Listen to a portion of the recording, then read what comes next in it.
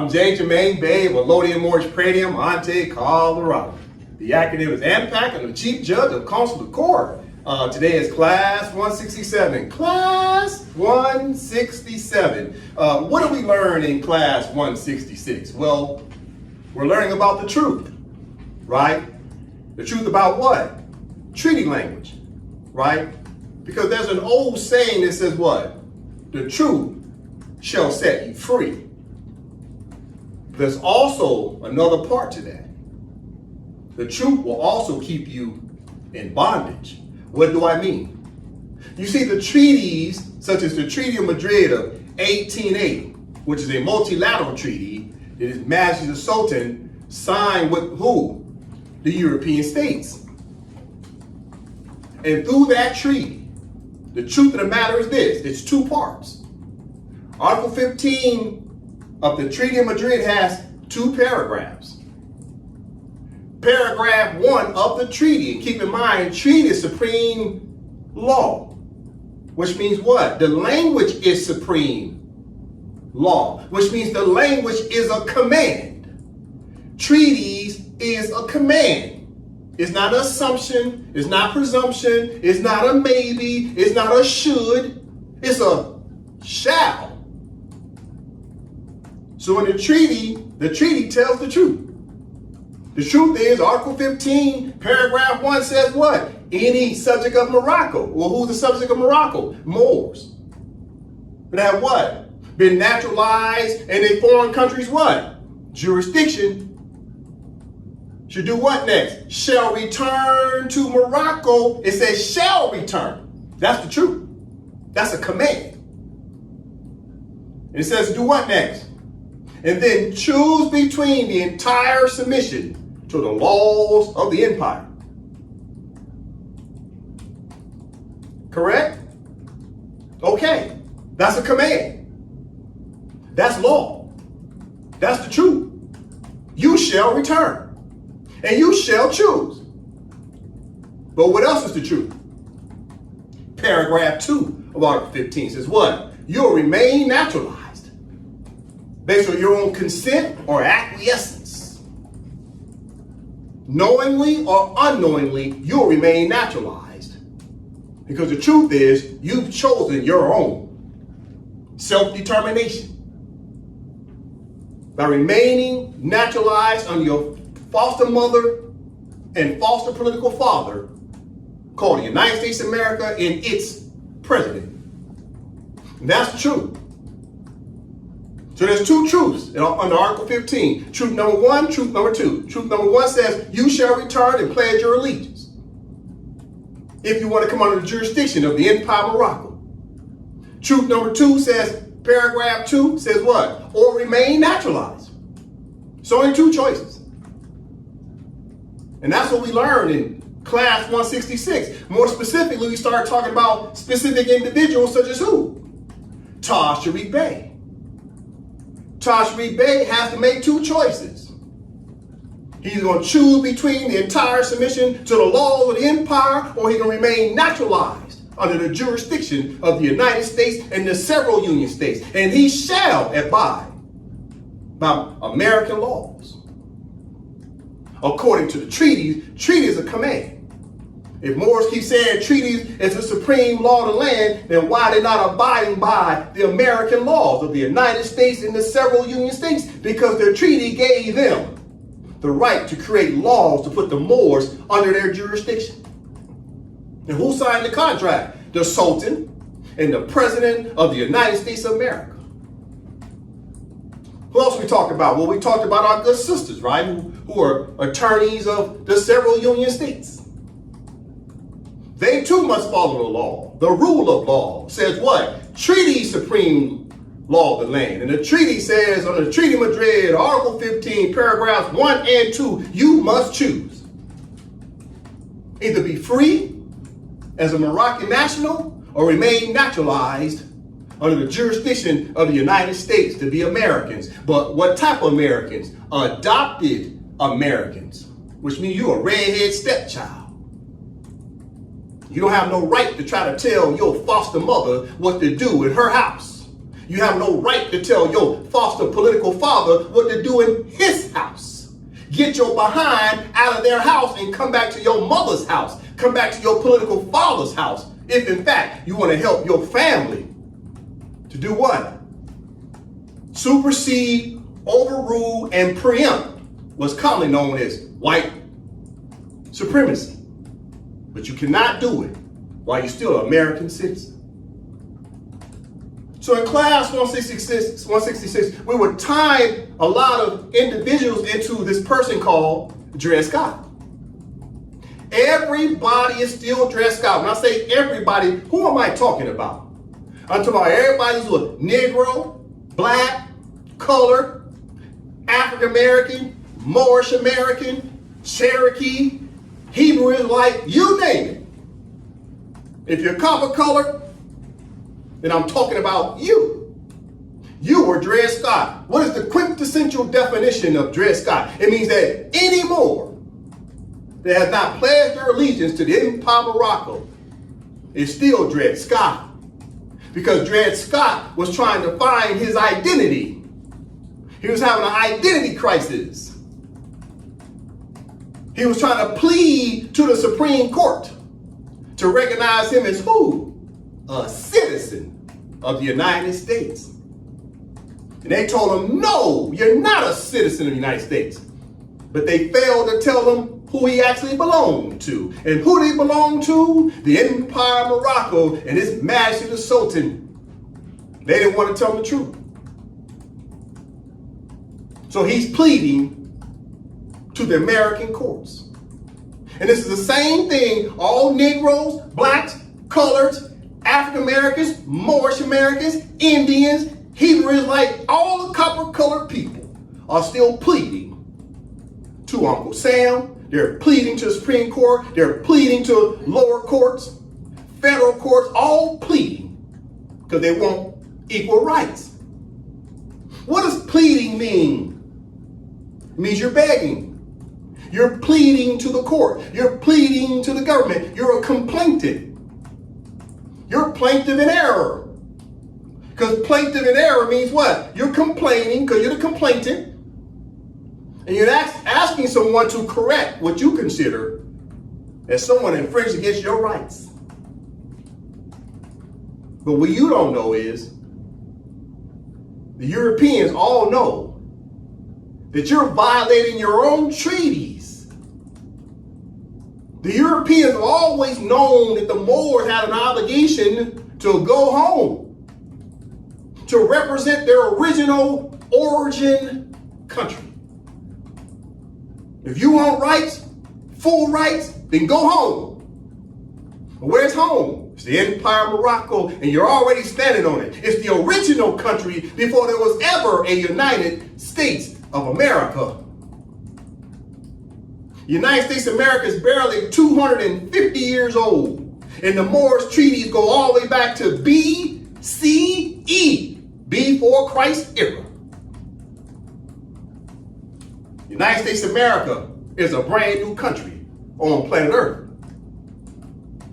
The United States of America is born out of the fact that the sultans and the Moors allowed the United States of America to exist. So the reality is you're begging someone that's in a subordinate position.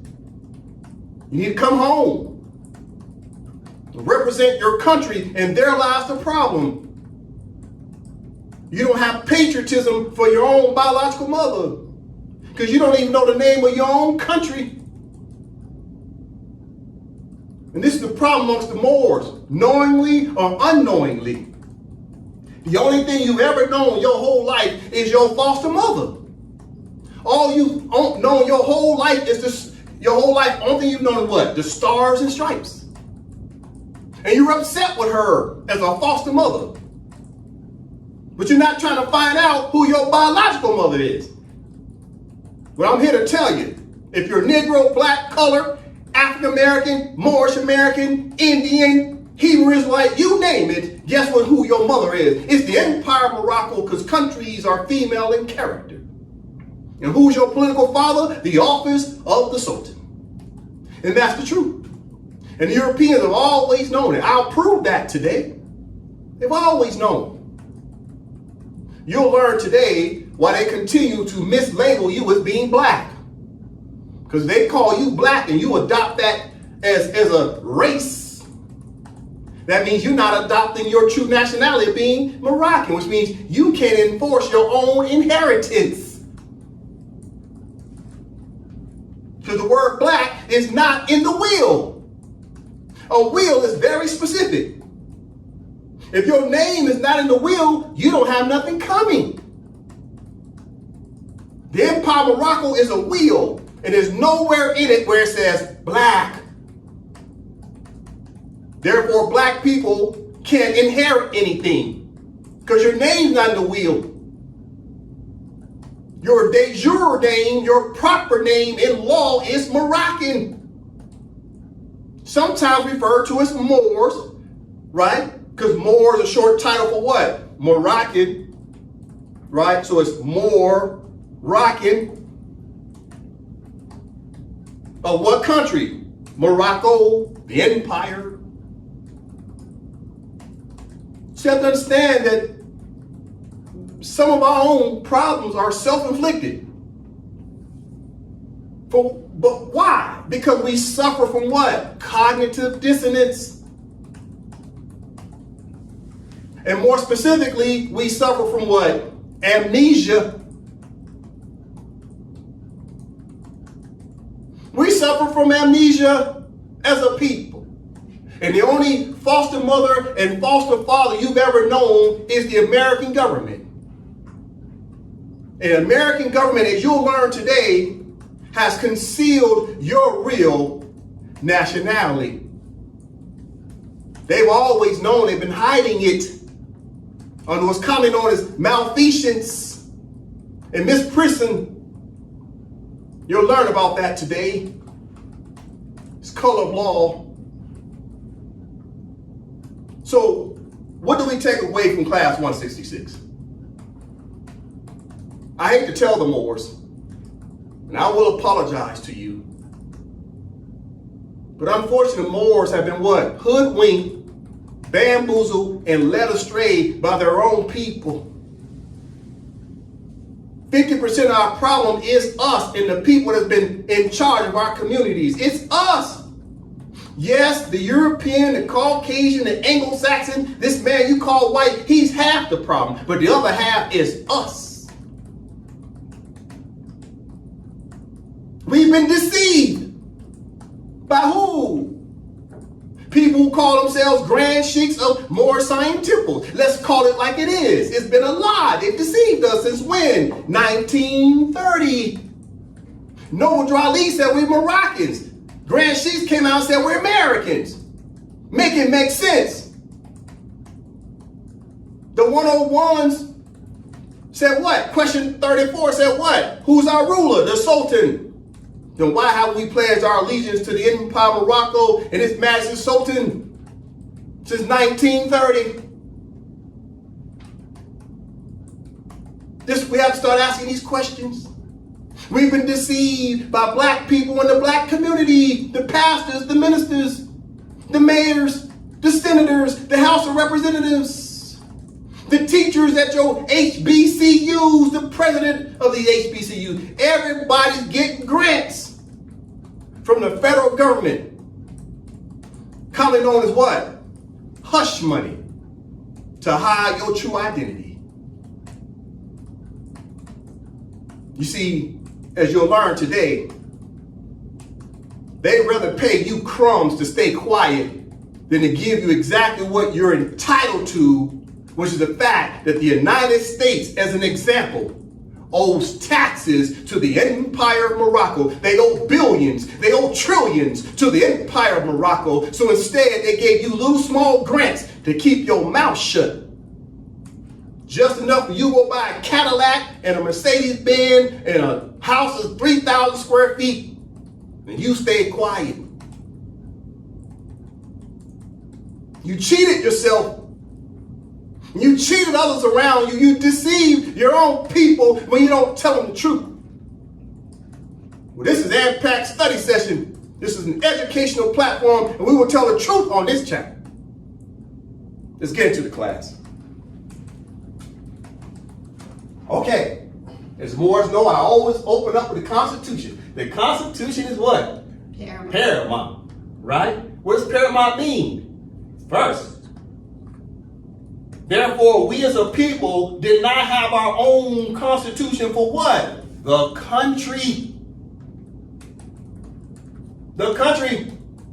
What's the name of the country? The Empire of Morocco. That's an ancient name. That's not a modern name. You know what's a modern name? The Kingdom of Morocco is a modern name since 1956. It's a 20th century name.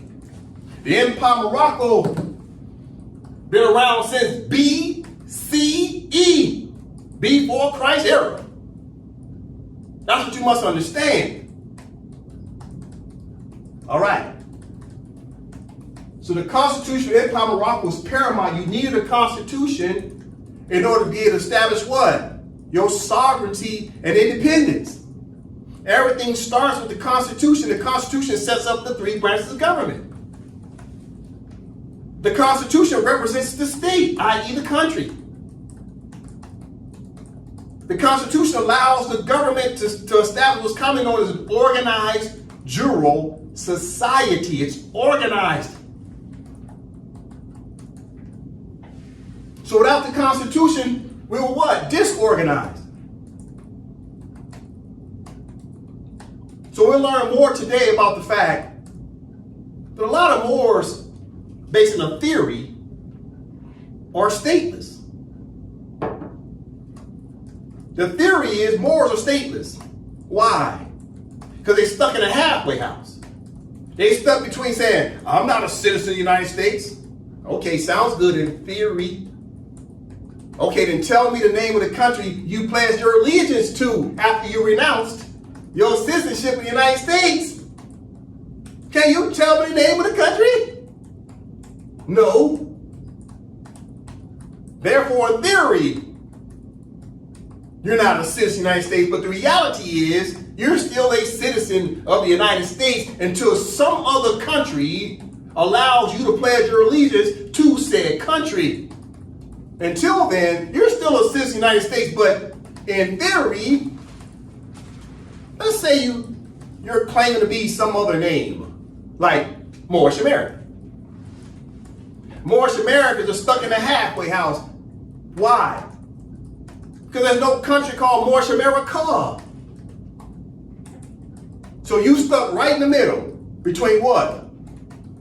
The Empire of Morocco is a country, and the United States of America is a country, and you stuck right in the middle, in the halfway house.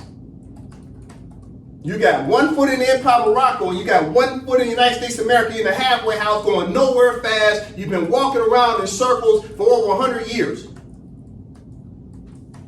Because you call yourself by a name that does not exist nowhere on planet Earth. Show me one treaty that says your nationality is Moorish American. It does not exist. It doesn't exist. Now, I know Moors are sensitive, but I'm here to tell the truth. People can set up the panel and challenge me every day of the week. I'm ready. I will absolutely expose your lies and your deceit. So we have to tell the truth. Our people got pain. Good brother Jamal Bey of Rise of the Moors is in jail. He's doing 3 to 5, following the foolishness of the Moorish American movement. And don't nobody care about Jamal Bey. None of you care about him. But AMPAC study session reached their hands out to him and said, look, Jamal, reach out to the Sultan. Now, in all fairness, he hasn't sent the letter yet. But that does not mean the Empire of Morocco gave up on him.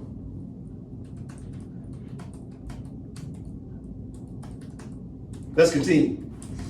What else? The Constitution is paramount. What Constitution? Well, you got a Constitution for the country, and all countries have internal states or provinces. All countries. Just like Germany is a country, right? But does it have an internal state called Berlin? You see? So all countries have internal states or provinces. You ever heard of Canada? It's a country, but it has an internal province called what? Ontario. So same thing with Empire Morocco. It has internal states such as AMPAC, right? This is the Constitution for Lodium, Moors, Praetium, Ante, Colorado. So the acronym is AMPAC is an internal state. So all the Moors will need an internal state constitution that comes under the umbrella, comes under the protections of the Empire of Morocco's constitution. Listen. Okay, what's that look like? Okay, so what do we have up here? Is the Empire of Morocco, that's the country. It's the external, sovereign, and independent state. That's very important. We'll talk about that today. Right? Who's head of state? The office, head of state. Who sits in the office? Well, the Sultan. Right? That's an office. Right? And then underneath the Empire of Morocco is a country. There's 1, 2, 3 branches of government. So we got the executive branch. Who oversees the executive branch? The prime minister. We've got a legislative branch. Who oversees the legislative branch? Well, the Speaker of the House. Then we've got a judicial branch. Who oversees that? The Chief Judge. Right? And all this comes under what? The Empire of Morocco, which is the Constitution. Everything we do as a government is pursuant to the Constitution. Everybody's governed by the Constitution, including the Sultan. Everybody's governed by the Constitution, including the Prime Minister. Everybody is governed by the Constitution, including the Speaker. Everybody is governed by the Constitution, including the judges. No one's above the rule of law. What law? Moroccan law. You see? Now, in class 166, we were talking about more subjects, such as Dred Scott, Tashmi Bey, and the good sisters that I was talking about, right? We talked about Noble Ali, right? Huey P. Newton, Malcolm X, Martin Luther King, Khalid Muhammad. These are all more subjects. After 1880, the Treaty of Madrid gave an obligation to all Moors on planet Earth, to return to Morocco. This Treaty of Madrid, Article 15, paragraph 1 says, you shall what? You shall return to Morocco. And do what? Pledge allegiance, right? You got to go backwards. You see how it's going this direction? It's going backwards. Sankofa. You got to go back to the treaty language of 1880 and enforce the treaty language from 1880. But that treaty language now is set forth in the Constitution of the Empire of Morocco under Article 97, Sections 1 and 2 of the Constitution of Empire of Morocco. So the Constitution of Empire of Morocco represents what? An ancient country with a modern constitution. And the modern constitution does what? It enforces the treaties under what's commonly known as intertemporal law. Means time and place. Listen. So the Moor subjects have to return to Morocco, and they'll get assistance from the WRC Trusteeship Council will help all the Moors. Okay? Now, once the WRC, which is the Wazir Regional Council, and its Trusteeship Council helps you, we will place you, right, into an internal Moorish state that's already existing, such as AMPAC. If you live in the territory of AMPAC, then you'll be placed as a national of our internal state. Or you'll be placed in another territory's state. However, let's say it's Wyoming, where the Wyoming Moors have yet to establish an internal constitution. But once they do that, what the WRC, the Trusteeship Council, will do is help the Wyoming Moors to establish an internal constitution and start to govern over the territory. A defined territory is commonly known as Wyoming, but they have also a shared jurisdiction with the name that the Moors choose for that internal defined territory. That says, Ante Wyoming Moors, you see? And the WRC will help you with that. Guess what? For free. Knowledge is free at the WRC. We don't sell no packages. We don't sell nothing. All we ask you for is your time. But the reality is, we may be asking you for your time, but it was an obligation, according to treaties, for you to return to the Empire of Morocco. All thing we did is, what? We created the system, the foundation of the government to be able to assist you with that as a more subject. There was no government of the Empire of Morocco until 2024. Listen, you're going to get deeper today, a little deeper. All right. So the more, we've been talking about the supremacy clause. What helps you to establish the supremacy clause? Well, you needed a constitution under sovereignty and independence of what? The state. Because without the state, you can't be supreme, because what's truly supreme? It's the state. The state is supreme. Who established the state? We, the people. Create what's commonly known as a will. What's the will? The Constitution. That way we can all be governed what? Equally under the same laws. So without the state, there is no supreme law. And you can't enforce treaties without the state. Only states can be parties to treaties. Listen. So at the top, Brother Joseph, you can read that for me, please. Supremacy clause. Question. What is the purpose and intent of the supremacy clause or supreme law and procedure? Answer. The supremacy clause or supremacy law supersedes, overrules, or preempts inferior laws and inferior procedures. All right, thank you very much. So supremacy clause. Question. What is the purpose and intent of the supremacy clause or supreme law and procedure? What is the purpose and intent of supreme laws? Because there's all types of laws. But which law is supreme over other laws? That's why it's called supreme law. So they have to label it. It's not equal to other laws. Listen. Answer.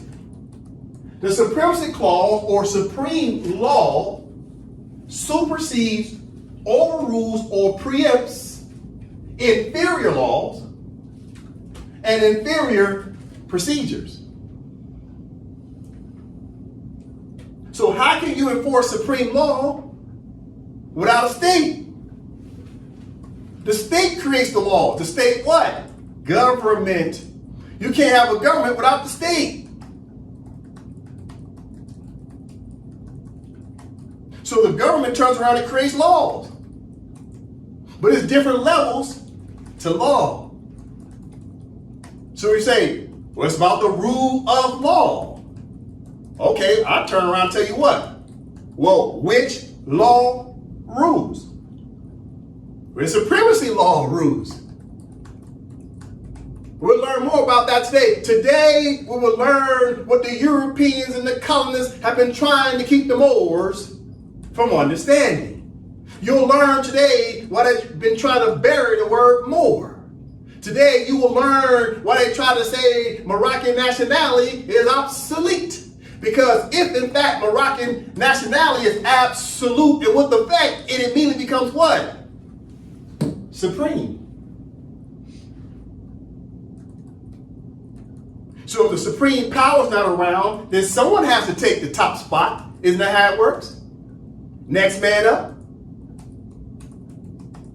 So the United States, as an example, has been acting like they're the supreme authority in our own land. How did they get away with it? It's called colored law. They mislabeled all the Moors as being what?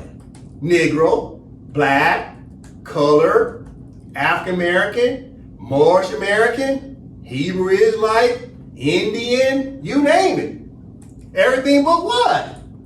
Moroccan. What is it about the Moroccan nationality the United States is so concerned about? Oh, we'll talk about that today. We're talking supremacy. Today, as I told the Moors, we'll keep building up right? We're leveling up.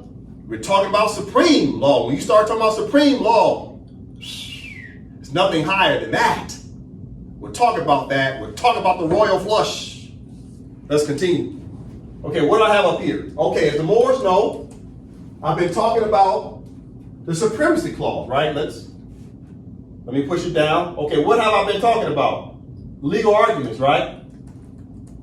Whenever you're having a legal argument, your legal argument must be what? It must be about supremacy clauses. The closer you get to supreme laws, the stronger your argument becomes. The further you get away from supreme law, the weaker your argument becomes. So when you say, I'm Negro, black, and colored, you're down here trying to argue. All your legal arguments are down here. Negro, blacks, and coloreds. Down here. Now watch this. Does it like the bottom? No, that's not the bottom. You know what's worse than Negro, black, and colored? Watch this. Moorish American. Why? Because Moorish Americans are stateless in theory. Because they say they're not even citizens of the United States. Okay, then what country is providing you protections as Moorish Americans? Answer, none. So Moorish Americans down here, Negro, blacks, and colors are here. Because guess who's providing them protections? United States, and there's several Union states under civil rights. But when you say you're Moroccan, guess what you just became? Superior as a nationality. Who's under Moroccans? Americans. Who's under Americans as a race? Blacks. Who's at the bottom? Moorish Americans. That's the truth. Set up the panel. Challenge me. And I'll expose everybody. All right. You gotta tell the truth. Moors got pain and they're tired of going to jail. They're tired of losing their houses. They're tired of losing their cars. They're tired of losing their children. It's time to tell the truth. Okay, so it's about legal argument. If you don't have a proper legal argument, you shall lose. Ask Jamal Bey of Riser Moors. He'll tell you. He tried to represent himself. He lost. In the final hour, 11th hour, he did what? He went out and got an attorney. Bar Association attorney. He still lost. Wrong legal arguments. I got love for Jamal Bey. Yeah, he's stubborn. But I still got love for him. Everybody turned their back on Jamal. Okay. Now, what do I have up here? As the Moors know, these are 4 different contracts, okay? 4 different instruments. So what do we have here? We got the Constitution Empire Morocco, EOM, Constitution Empire Morocco. We got the Constitution United States, right? We got a treaty called the Act of Algiers, a multilateral treaty. And then we've got what? The Charter of the United Nations. So we got 4 different instruments that represent what? Charter of the United Nations represents what? International law. Act of Algiers represents what? Treaty law. Then you got 1, 2 constitutions. Those represent what? Constitutional law, which is what? Fundamental law. 4 different instruments. Okay, what do we talk about? Who's in the middle of all this? Who's surrounded by law? It is what? The United States of America. They're surrounded by what? Supremacy law. Absolutely surrounded. If they violate international law, we'll put them in check. The Charter of the United Nations and its international law. If they violate treaties, we'll put them in check. With the Act of Algiers, which is the supreme treaty of all Moorish treaties. The Act of Algiers prevails over all Moorish treaties. It is the mother of all treaties. If the United States tries to breach their own constitution, guess who puts them in check? Their own federal judges. Now you come over here to the Empire Morocco's constitution. What is this Constitution about? Well, first of all, the Empire of Morocco's Constitution is law. Therefore, it's what type of law? Moroccan law. It is the paramount Moroccan law. So Moroccan law supersedes American law. Therefore, Moroccan law keeps the United States and the Americans in check. If they're doing what? Violating the rule of law. What law? Moroccan law or international law. It's very important. It's the supremacy clauses, right? So our Constitution in Morocco supersedes the United States to keep them in check. But guess what? In a like manner, vice versa, the United States Constitution keeps who in check? The Empire of Morocco. The Empire of Morocco is violating what? Treaties and international law. These two constitutions keep each country in check. It's a checks and balances. So the Constitution of the United States regarding treaties is Article 6, Clause 2. It says, treaty supreme law of the land. And whose responsibility was it to enforce the treaty language? It was the judges of the United States. Okay, the Constitution in Morocco, Article 65 says what? Treaty supreme law of the land. And whose responsibility was to enforce the treaty language? The judges of the Empire of Morocco. So both of these countries, country one, country two, United States of America, and the Empire of Morocco, are checks and balances on each other. Okay, but if they have a dispute, what do they pull out first? Treaties. Treaties act as a referee, right? Because what you do is you put your constitutions down and you pick up the treaty, because the treaty becomes a supreme law between these two countries. So they read the treaties. And if both countries are still not abiding by the treaty in good faith under what's commonly known as pacta sunt servanda, pacta sunt servanda, which is what? Latin for what? Promises must be kept, agreements must be kept, meaning treaty language must be kept because it's supreme law. So if these two countries, one, two, are not abiding by the treaty, then guess who becomes the referee? Well, two referees come in. Who's the first referee? Well, Consular Court.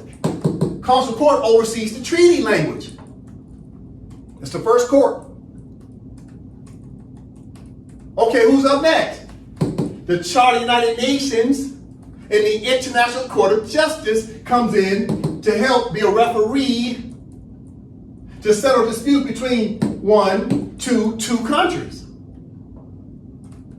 The Charter of the United Nations and the General Assembly members of 193 countries will come in and assist to make sure the two countries abide by what? The treaty, because the treaty maintains what? Peace and security. So the Charter of the United Nations acts as a compliance department. They act as regulators to do what? Make sure that two countries comply to the treaties. The Charter of the United Nations and its resolutions are ensuring that two countries abide by international law. International law is designed to do what? Maintain peace and security. So when you're dealing with decolonization creates what? Controversies. You're trying to force the treaties, the Moroccan treaties, onto the Americans and create controversies. Who will assist? These two countries will first, according to treaties, be Consular Court will assist to settle the dispute. If Consular Court does not prevail, then who's up next? The International Court of Justice of the Charter of the United Nations. If the International Court of Justice does not prevail, who's up next? The ICC, the International Criminal Court, because unfortunately, it's a high probability that colonists will continue to be what? Colonists. Meaning they'll violate what? Human rights. Crimes against humanity. Next thing you know, ICC will be doing an investigation and somebody end up with a warrant on their head. Listen. So we're enforcing supremacy clause of international law, treaty law, and constitutional law. It's very important to understand. Okay, listen. Okay. All right. Let me talk to the Moors. Right? I'm talking to the Negroes, blacks, coloreds, African Americans, Moorish Americans, Indians, Hebrew Israelites, whatever you call yourself, this is for you. Number from the top. Question: what is the mission and vision of the Moors? A. Complete decolonization of the sovereign and independent country of the Empire of Morocco, pursuant to the triple principle of the Act of Algeciras as follows. 1. Sovereignty and independence, state constitution. 2. Integrity of domains, jurisdiction, laws, courts. 3. Economic liberty without any inequality in dollars. All right, so what is this about? Okay. This is about decolonization. Listen. Question. What is the mission and vision of the Moors? Well, who are Moors? Moroccans, that's the true nationality, but Moor is a short title for Moroccan. When we looked up in etymology dictionary, it said the Moors are who? The Negroes and the coloreds. All Moors, they're black Moors, black Moors. They've been mislabeled as black, but they're actually Moors. Black Moors. Listen. Question, what is the mission and vision of the Moors? Answer, complete decolonization of the sovereign and independent country of the Empire of Morocco pursuant to the triple principle of the Act of Algeciras as follows. We're talking treaty law, because treaty law is the supreme law of the land, but all treaties, where it gets its power from. Treaties are in pursuance to the Constitution. You can't enforce treaties without the Constitution because the Constitution establishes the government. Only the government can enforce treaties. Treaties are non-self-executing. What does that mean? Individuals just can't run around talking about, we're enforcing a treaty. No, you can't. Only the competent, duly authorized officials of the country can enforce treaty language. Not the everyday person. Unless your country sets aside certain provisions, i.e. articles or subsections in said treaty, that the average human being can enforce on their own. But even then, the treaty says what? You as a human being can enforce a particular provision, but guess who you have to contact? Your government officials to come in and represent you. So at the end of the day, your government still enforces the treaty and not you. It's a country on country dispute. Countries establish treaties. Countries. Therefore, the officials of said two countries have to come together to resolve any controversies or disputes. Treaties up here were never designed for the average citizen or national way down here to try to use treaty language to resolve their problems. It was designed for the citizens and nationals down here to contact who? Their officials of what?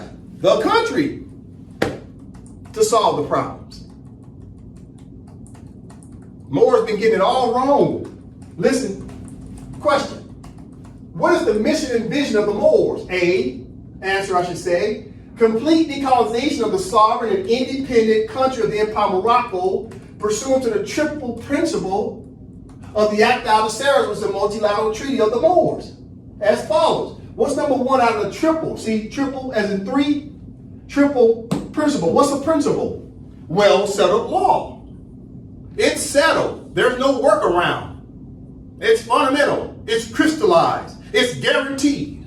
So what's guaranteed? The triple principle, which is what? Number one. And the treaty says about what? Sovereignty, independence of what? The state. But the state is represented by what? The Constitution, for we the people. Number 2 of the triple principle. It says what? Integrity of domains is about what? Jurisdiction. We'll learn about jurisdiction today. Jurisdiction is about what? Laws and courts. Number 3 is about what of the triple principle? Economic liberty without any inequality. It's about what? Money. Because the United States, as an example, owes what? Taxes to the Empire of Morocco. Therefore, if the United States of America owes taxes to the Empire of Morocco, that means the United States of America owes taxes to we the people. Because we the people create what? The state. The state and the people are one. So the United States of America owes the Moors in general taxes. And this is why they've been trying to bury your nationality. Okay, listen. Now, Moors talk about jurisdiction all the time. But how are you going to talk jurisdiction when you're stateless? You have to have a state constitution in order to enforce jurisdiction, because who's enforcing jurisdiction? The laws and the courts. Moors didn't have no laws, and Moors didn't have no courts for decades. So how are you talking jurisdiction when you don't have your state, country? You never pledged your allegiance to the Empire of Morocco. You never recognize His Majesty the Sultan, who's head of state. You can't sit here and tell me who is the Speaker of the House of the Empire of Morocco. You can't tell me who the Chief Judge is of the Empire of Morocco. So how are you talking jurisdiction when the only person can enforce jurisdiction is what? The state and its officials. Then you run around keep saying, we want to get paid. Where's our reparations? Oh, you're talking money? Oh, okay. You're talking economic liberty? Without any inequality, you want some money in the form of reparations? Well, guess who gets the reparations for we the people? Is what? The state. The money's owed to who? The state. Because the state has jurisdiction, laws, and courts in order to enforce the reparations to be what? Paid. Then you finally, last but not least, collect what? The money in the form of reparations or what? Taxation. But Moors been trying to do it backwards. They say, oh, we want some money. Yeah, but you don't have no state. Then you say, I'm going to go and challenge jurisdiction. Yeah, but you don't have no state. You're doing it backwards. When people just creating packages and just selling it to you. They create a Ponzi scheme. They're giving you false promises when they give you a package. If you pay for a package, guess what? You've been scammed. That's the bottom line. I'm saying it again. If you pay for a package, you've been scammed. I don't care who gave it to you. You've been scammed. Listen. All right. We're going to talk about jurisdiction. But before you talk about jurisdiction, you got to talk about what? Sovereignty. The word sovereign came before the word what? Integrity of domains. Integrity of domains is about jurisdiction. How do you protect your territory? Who protects the territory? The sovereign state. Okay, let's go deeper. Because Moors were decolonizing. We have to start understanding we got to level up. We got to level up. Listen. Okay. Brother Dre, definition of sovereign, just a moment. This is Black's Law Dictionary, 4th edition. Because I know the Moors like to talk about 4th edition.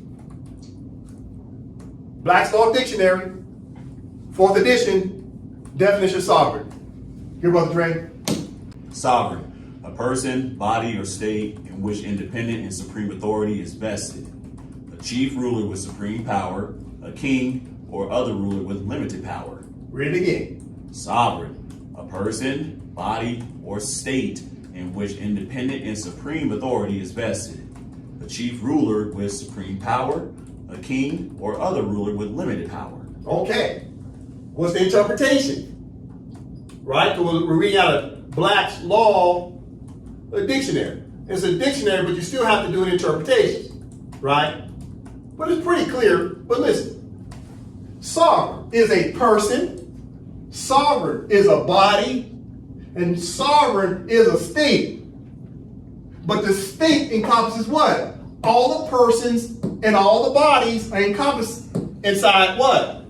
The state. Therefore, the state is sovereign. And then we, the people, the body, are sovereign. Because the people vest the sovereignty into the Constitution. The Constitution becomes the will of we, the people. And the same Constitution that allows us to pick our representatives to maintain the will on our behalf. Listen. So it says sovereign is a person, body, or state in which independent, sovereign and what? Independent, and supreme authority is vested. Supreme authority is vested into what? The sovereign, and the sovereign is what? The state.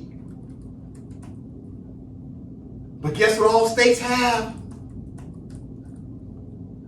A president, a prime minister, a sultan, a ruler of sorts. Someone must be what? Head of state.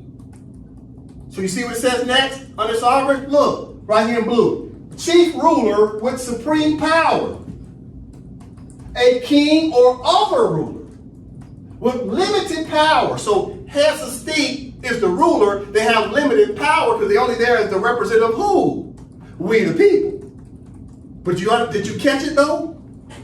Did you see how it's separating yellow versus blue? It's telling you sovereign is the state, but the state needs what? A ruler, which is head of state. The Moors ain't never had a ruler, head of state.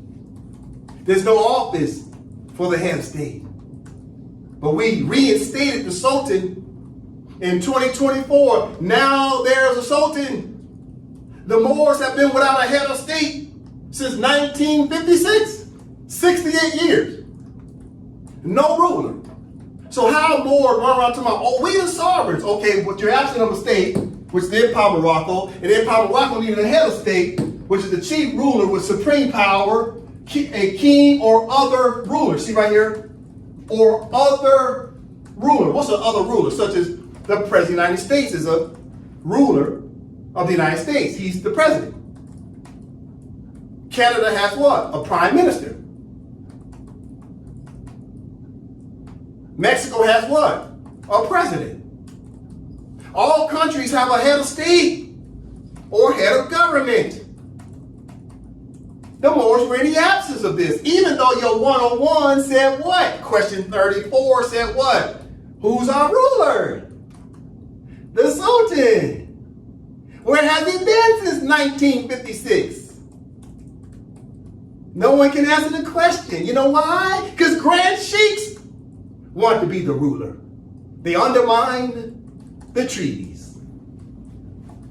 Listen, we're talking sovereign. You cannot talk jurisdiction until first you talk sovereign. Brother Dre.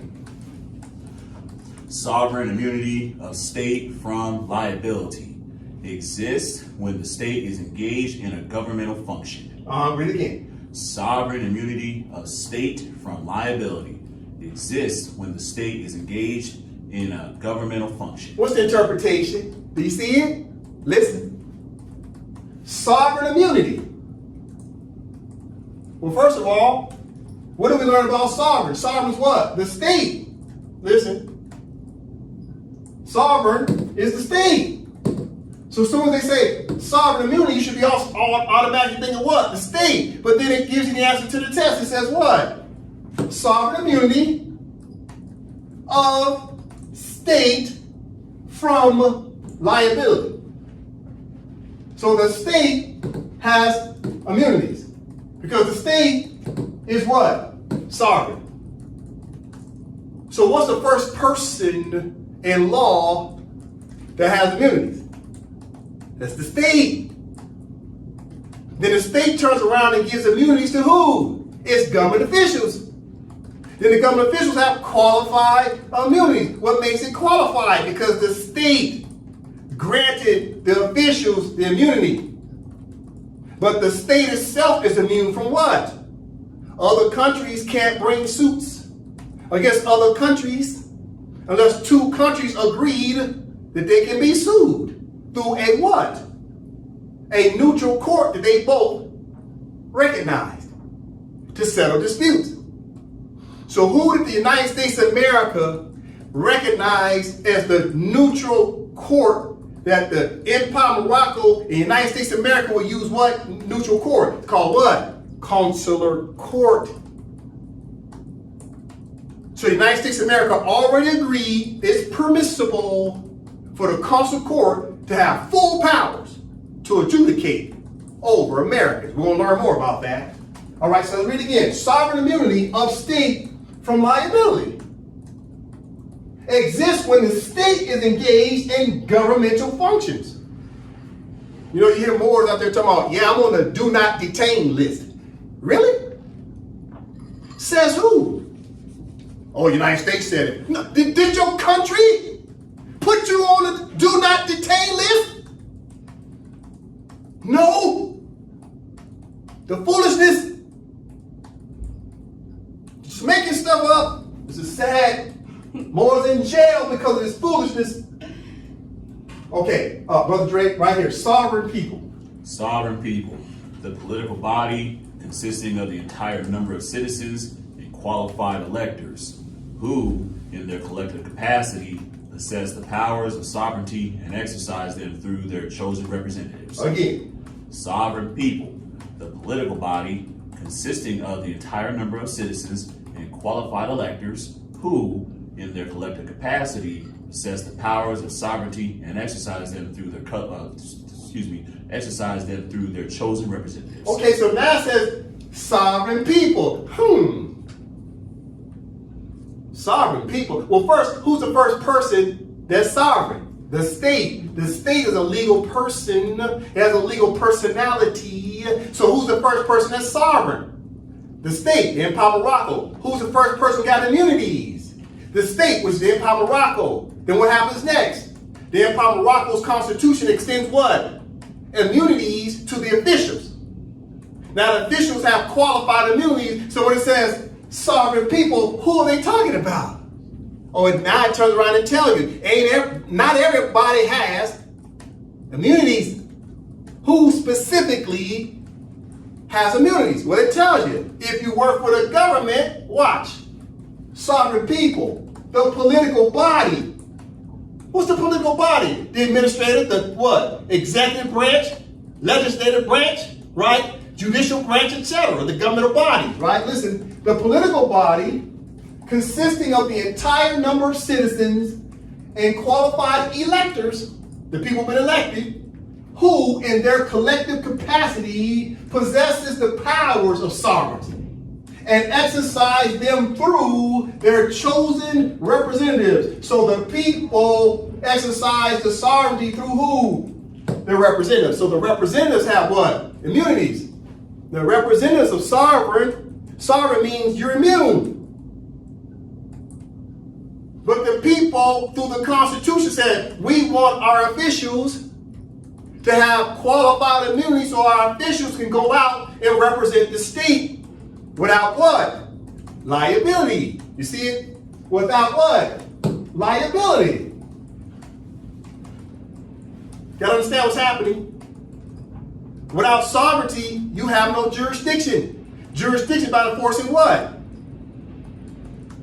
Laws and courts. Listen. Okay. Now that we have a basic understanding of sovereign, right? Let's go backwards. Listen. Be patient with me, more. I'm building up. Be patient, please. I have a lot of information to share tonight. Okay. Now we're going backwards. Okay, just a moment. Okay. Now remember, we had a Q&A. What were we talking about first? Sovereignty, right? So we have to define it. Sovereignty is about what? The state. And we, the people, come together, and then the state establishes the government, and the government officials have immunities.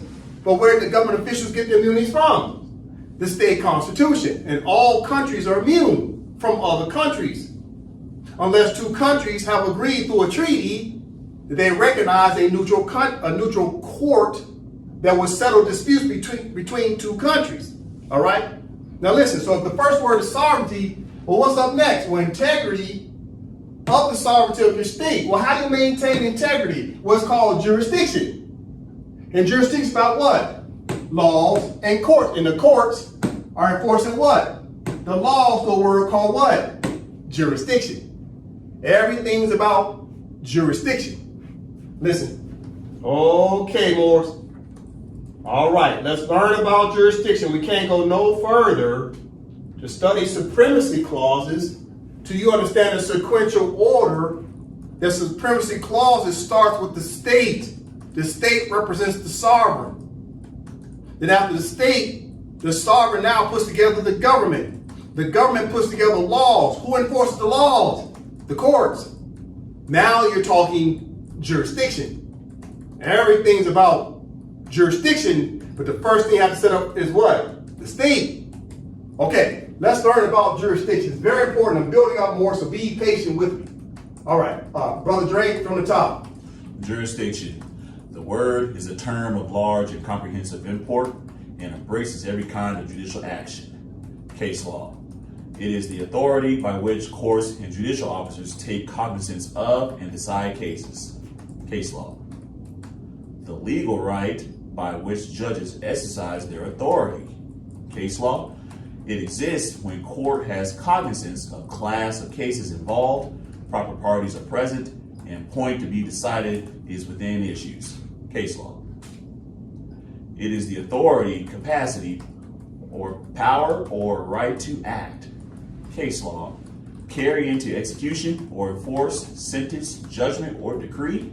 Case law. Compel parties to come before court or body. Case law. Deal with subject matter. Case law. All right. Okay. What do we learn about jurisdiction? The word is a term of large and comprehensive import and embraces every kind of judicial action. So jurisdiction is about the judges, about the courts. Oh, now we're talking supremacy, aren't we? We're talking law and courts. Who enforces the law? The courts. Under a word called jurisdiction. But there's no court without what? The government. There's no government without what? The state. Listen, from the top. Jurisdiction. The word is a term of large and comprehensive import and embraces every kind of judicial action. It is the authority by which courts and judicial officers take cognizance of decided cases. They decide cases. Who does that? The judges, under a word called what? Jurisdiction. Now, as we read the word jurisdiction, here's what I need you to keep in mind. I'm talking and preparing you for what? To talk about consular court. In class 166, we talked about consular court. We found out that Tariq Bey was plaintiff in error. Why? Because he failed to submit his motion, his complaint to what court? Consular court. Dred Scott was plaintiff in error. Why? Because he failed to file his motion, his complaint with who? The consular court. Your brother Jamal Bey was defendant. Why was he found guilty? Because he never had his case removed to consular court. Consular court has jurisdiction in cases between who? Moroccans and Americans. Listen. So jurisdiction is about, it is what? The authority by which courts, what type of courts? Consular courts and judicial officers take cognizance of and decide cases. Who's deciding it? Consular court, because consular court has jurisdiction where? In the Empire Morocco. Listen, we're talking jurisdiction. Jurisdiction about what? The legal right by which judges, what type of judges? Consular court judges exercise their authority. It exists when court, what type of court? Consular court has cognizance of class or of cases involved. Proper parties are present and point to be decided is within issue. So what's happening? Consular court has what? Legal right. Consular court has what? Has to do with what? Proper parties must be what? Present. You must be the proper party in front of a court. I mean, you just can't appear in front of any court on planet Earth. You got to go to the proper court that recognizes you and you recognize the court. Listen, you're talking consular court. Okay. Jurisdiction, it is the authority, capacity, power, or right to act. Consular court has what? The authority, capacity, power, or right to act. It does not need permission. The consular court is permissible. Why is consular court permissible? Because the Europeans recognize consular court as being the neutral court, the ipso jure court, meaning the court of truth. What makes it true? Because it's expressed and implied in the treaties. What's the second reason why? Because all countries are in what? The Empire Morocco. United States of America, where? In Morocco. Canada is where? In Morocco. Great Britain is where? In Morocco. Ireland is where? In Morocco. Germany is where? In Morocco. France is where? In Morocco. So we automatically had subject matter jurisdiction with or without the treaties. But it always helps when you have a contract that expresses that. That way, if there's a challenge, you say, well, have you read the contract? You see, it's the enforcement of contracts. Listen, from the top, consular court is the authority, capacity, power, or right to act. Consular court can what? Carry into execution or enforce sentence, judgment, or decree. Listen. Consular court can do what? Compel parties to come before the court or body. I'll say it again. Consular court can compel parties to come before the court or body. That's what consular court can do. We're talking jurisdiction. Last but not least, consular court can do what? Deal with subject matter. You see that? Consular court can deal with subject matter. Therefore, consular court has what? Subject matter jurisdiction.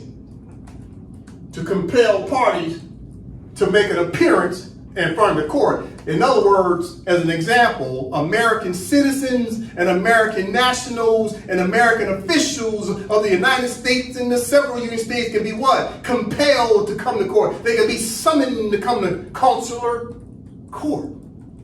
Because consular court has what? Subject matter jurisdiction, because the United States of America is located where? In Morocco. We'll learn about that tonight. I'll prove it. All right. Okay, so we just learned about what? The jurisdiction. Right? So jurisdiction is about the enforcement of your laws through the courts. All right, going back to our questionnaire. It's about the question, what is the mission and vision of the Moors? Well, it says, answer, complete decolonization of the sovereign and independent country of the Empire Morocco pursuant to the triple principle of the Act of Cyrus as follows. Number one, about sovereignty and independence of what? The state and its constitution. Number two of the triple principle is what? Integrity of its domains enforceable by what? Jurisdiction, laws, and courts. So number two is about integrity of domains. It's about jurisdiction, laws, and courts. That's jurisdiction. Number three, economic liberty without any inequality. That's the money. You'll never get to the money until you can enforce your laws. Through what? Your courts, which means your courts have what? Jurisdiction. So when you're decolonizing, what does colonialism mean? In order to decolonize, that means there's some colonizers maintaining what? Colonialism. What does colonialism mean? It's when some foreign power is maintaining what? Its laws and its courts over your people, over the natural inhabitants of the land. When you're decolonizing, what does that mean? You're removing the colonists' laws and courts. Now that means the United States of America still has the right to have jurisdiction over Americans, but they can't have jurisdiction over who? Moroccans. Moroccans are governed by their own laws and courts. But in any dispute between Moroccans and Americans, they have to come together through what? Consular court to settle that dispute. Consular court would end up with the jurisdiction to deal with all what? Subject matters. All right? Okay, listen. Let's pick up where we left off in class 166. Okay, these are my good sisters. Okay, it's an educational platform. Let's keep learning how we can help each other as Moors. Now, these three good sisters are Moors. They don't know that, but they are. By definition, even in what?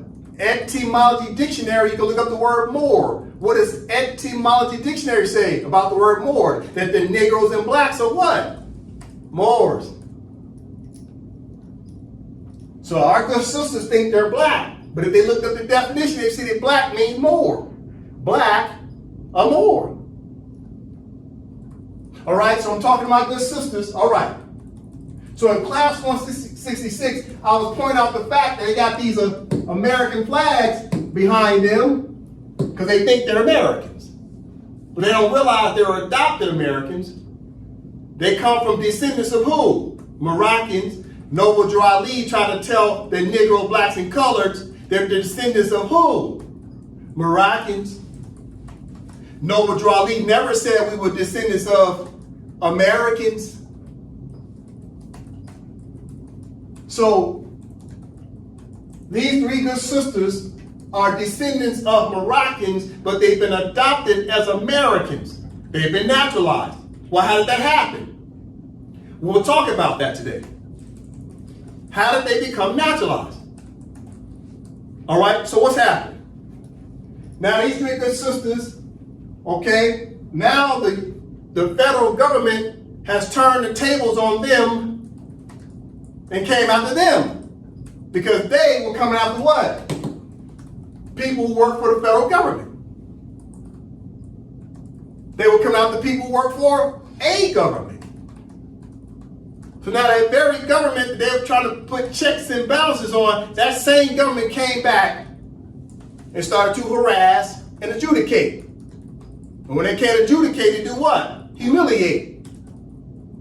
So in class 166, I started saying, well, the United States and the several Union states still have jurisdiction over these adopted Moroccans, who are actually what? More subjects, naturalized, more subjects who are descendants of what? Moroccans. But they're naturalized Americans, meaning they've been adopted. They got to come home and pledge what? Their allegiance to the Empire of Morocco. Pursuant to what? The Treaty of Madrid of 1880, Article 15, Paragraph 1, right? Okay, listen. We're just going backwards. Now we're going to start going forward. Be patient with me. Listen. What do these good sisters have to do? I'm talking to all the Negroes, blacks, coloreds, African Americans, Moorish Americans, Hebrew Israelites, people call themselves Indian, you name it. If you come from color, the treaty said you had an obligation. It was a command for you to pledge your allegiance to the Empire of Morocco or remain what? Naturalized. Okay. So the treaty, supreme law of the land, said you have to choose between the entire submission to the laws of the Empire of Morocco. Have those good sisters done that yet? No. Have the Moorish Americans done that? No. Have the Hebrew Israelites done that? No. Have the dark-skinned Indians done that? No. We're breaching the law. Listen. So, These flags represent countries. United States of America, Empire Morocco. Who's the head of state or head of government? Well, President Trump is the head of what? Government, of the federal government, and the Sultan is head of what? State for the Empire Morocco. You see? But you got to choose between these two flags. Not the Kingdom of Morocco's flag. If you want to choose that flag, then go pledge your allegiance to the Kingdom of Morocco. Until then, you'll remain naturalized under stars and stripes. Listen, I'm talking to my good sisters. My good sisters, check it out. I'm going to show you how to win. Let me show you how to strengthen your legal arguments. I will show you how to strengthen your legal arguments. I'm going to show you today what Stephen Miller does not want you to know. Okay? All right, let's talk. Let's talk. All right. Right now, the United States administration, and I'm only using these images because we're in May 2025, and this is the incumbent administration of the United States. Okay? So who do you got? You got Donald Trump, Pamela Bondi, Stephen Miller, Kristi Noem. They're running the show. Of what? The United States. For what nationality? American. And look down here. 1, 2, 3. Our three good sisters also think they're what? Americans. Therefore, the Americans have jurisdiction over the Americans. But these Americans know that these Americans are adopted. 1, 2, 3. All three of these are Moors who've been adopted to be called American. Now they're part of the American family. And they thought they could turn around and all three of them thought they could bring suits against their adopted family. Well, you can't do it while you're still adopted under their jurisdiction. They know you're more subjects. But I'm going to show these sisters right here how they can turn the tables quickly. Watch, we're talking what? Jurisdiction. Jurisdiction about what? Laws and courts. These are attorneys. 1, 2, 3. Guess who else is attorney? Pamela Bondi. Listen. How can these sisters turn the table? Okay, watch. Let's just flip it. Watch how I flip it. Watch how I flip it. Bam. You see what I just did? See what I just did? You see how easy that was? I put the Moors on top, i.e. the Moroccans, and I put the Americans on the bottom. You see how quickly I did that? That's called what? Change of jurisdiction. But what changed? What actually changed? Listen. 1, 2, 3. Who think they're Americans, these good sisters, now they pledge their allegiance to the Empire Morocco. What's their new nationality? Moroccan, Moroccan, Moroccan. You see that? So they could become what? The Moroccan Consul General of the Empire Morocco. Marilyn Miles could become Moroccan Consul General of the Empire Morocco.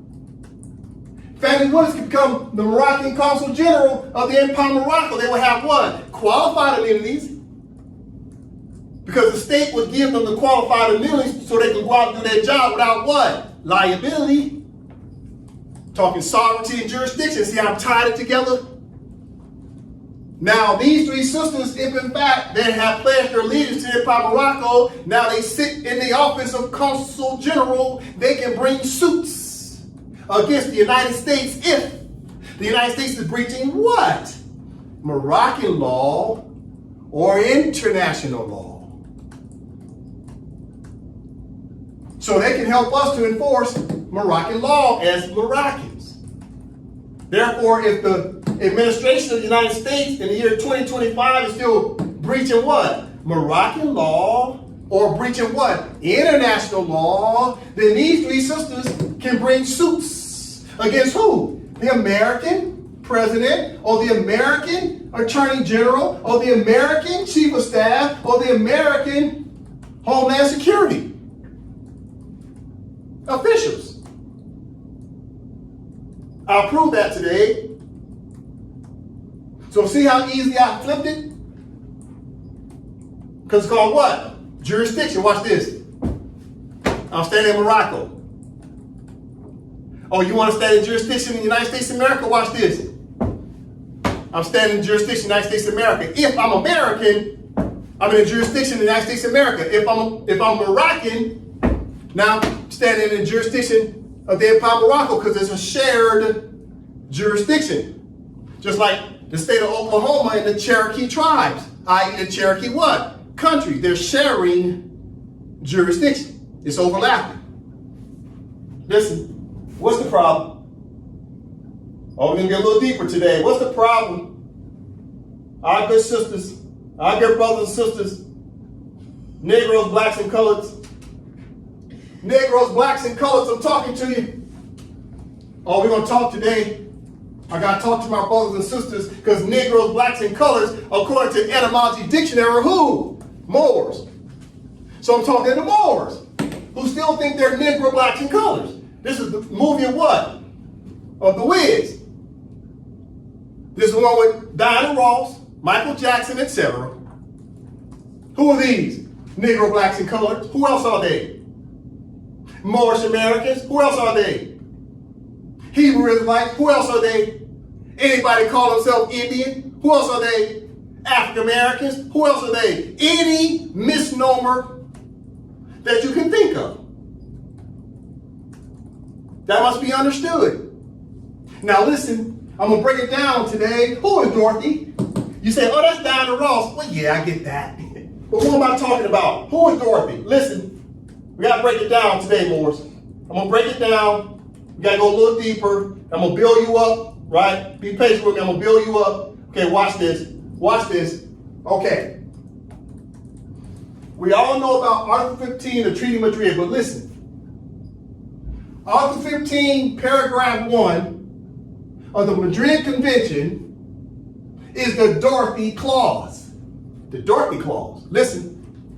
Number 1, Dorothy Clause means the door, portal, or port. Let me read again. The Dorothy Clause means the door, portal, or port. Number 2, Dorothy is a compound word for Dorothy. Dorothy, right? Number 3, translation. Doro plus thee. Doro plus thee. Listen, let's speed it up. Let's speed it up. Let's speed it up. Okay, let's speed it up. Listen. Number 4, translation. Door plus the. See? So number 3, Doro plus the. Number 4 means what? Door. You change the O, put it over here, right? Door plus the. The means the, right? Number 5, translation. The plus door. Translation. Number 6, translation. The door. I.e. the portal or port. So, Dorothy means what? The door. But a door is also what? A portal or port. Like go to a port. If you travel on a vessel or plane, you travel through ports. You're going from what? One jurisdiction to another.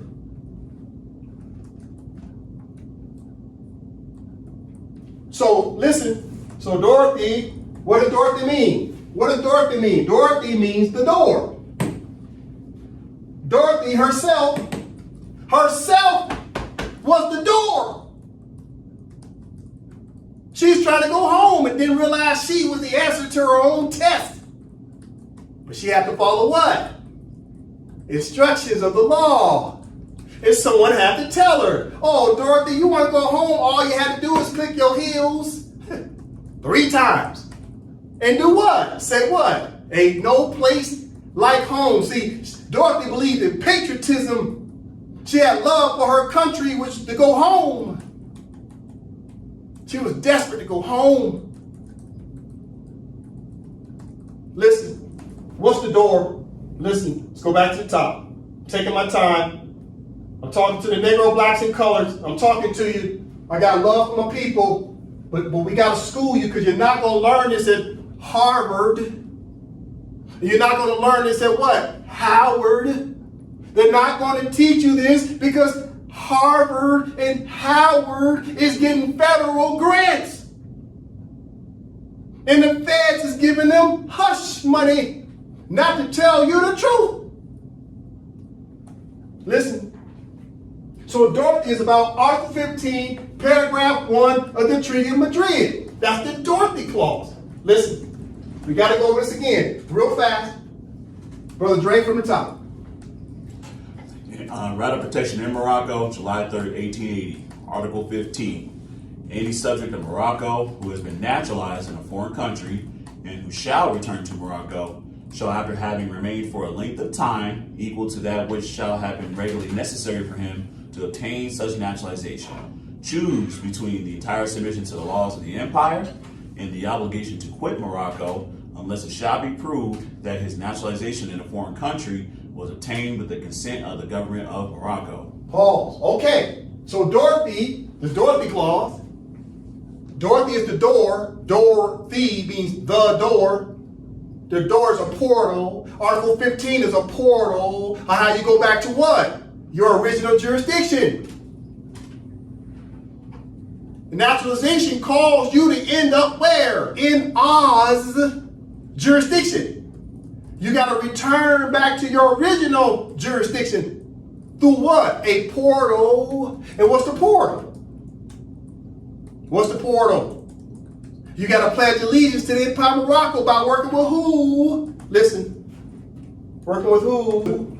Illustration. You, as a Moor subject, Dorothy has to return to Morocco and pledge allegiance by working with who? The WRC Trusteeship Council is the portal to help place you back into a Moroccan status.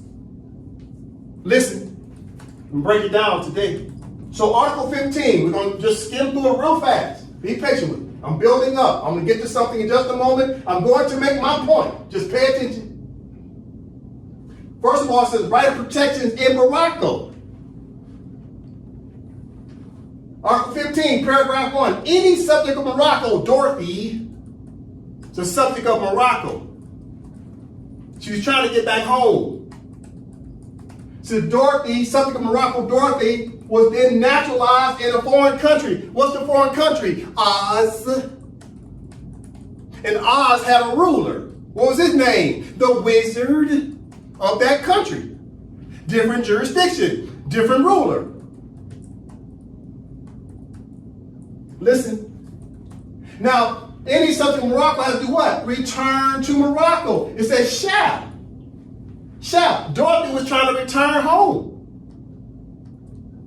Shall return to Morocco, right? Listen, and do what? Choose between entire submission to the laws of the empire. She wants to come home. And then choose her family over what? The family she had in Oz. Didn't Dorothy establish a new family in Oz? Huh? But she came home to her original family. Listen. This is this part right here in blue. And the obligation to quit Morocco. So the Moor subject had an obligation to quit Morocco. What does that mean? You had to tell the Empire of Morocco, I want to remain as being naturalized. You got to tell the Empire of Morocco, you know, I know who my biological mother is, but I want to stay with my foster mother. So you have to quit your biological mother. When you come back to her, you got to tell her, I want to quit you, Mom. You wasn't there for me when I was born, so I don't want to come under your jurisdiction, biological mother. I'm going to stay with my foster mother. My foster mother abuses me, but she's all I know my whole life. So you want to quit your biological mother. But see, the treaty is law. It says you have an obligation to quit your mother. You got to put that in writing.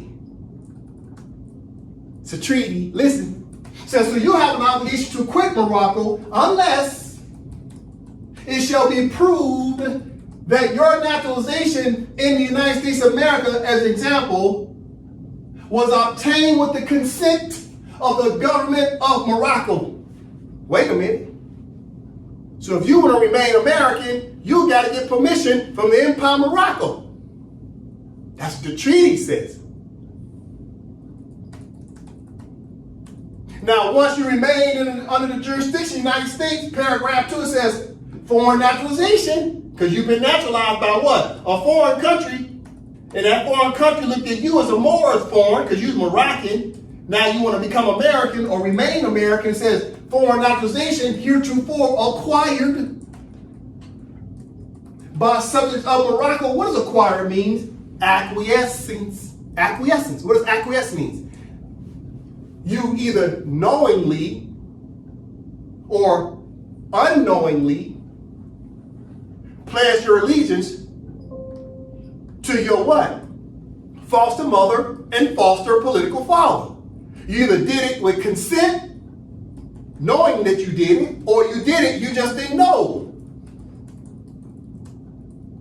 So all the Negroes, blacks, and coloreds have acquired on the acquiescence to be what? Naturalized, because they don't even know about these treaties.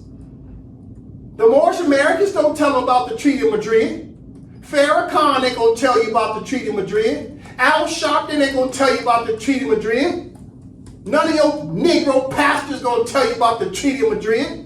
None of your presidents of the HBCU gonna tell you about the Treaty of Madrid. The NAACP ain't gonna tell you about the Treaty of Madrid. Black History Month ain't gonna tell you about the Treaty of Madrid. You can go down to the Smithsonian for the African Studies, and there's nowhere in the Smithsonian for African Studies where it talks about the Treaty of Madrid.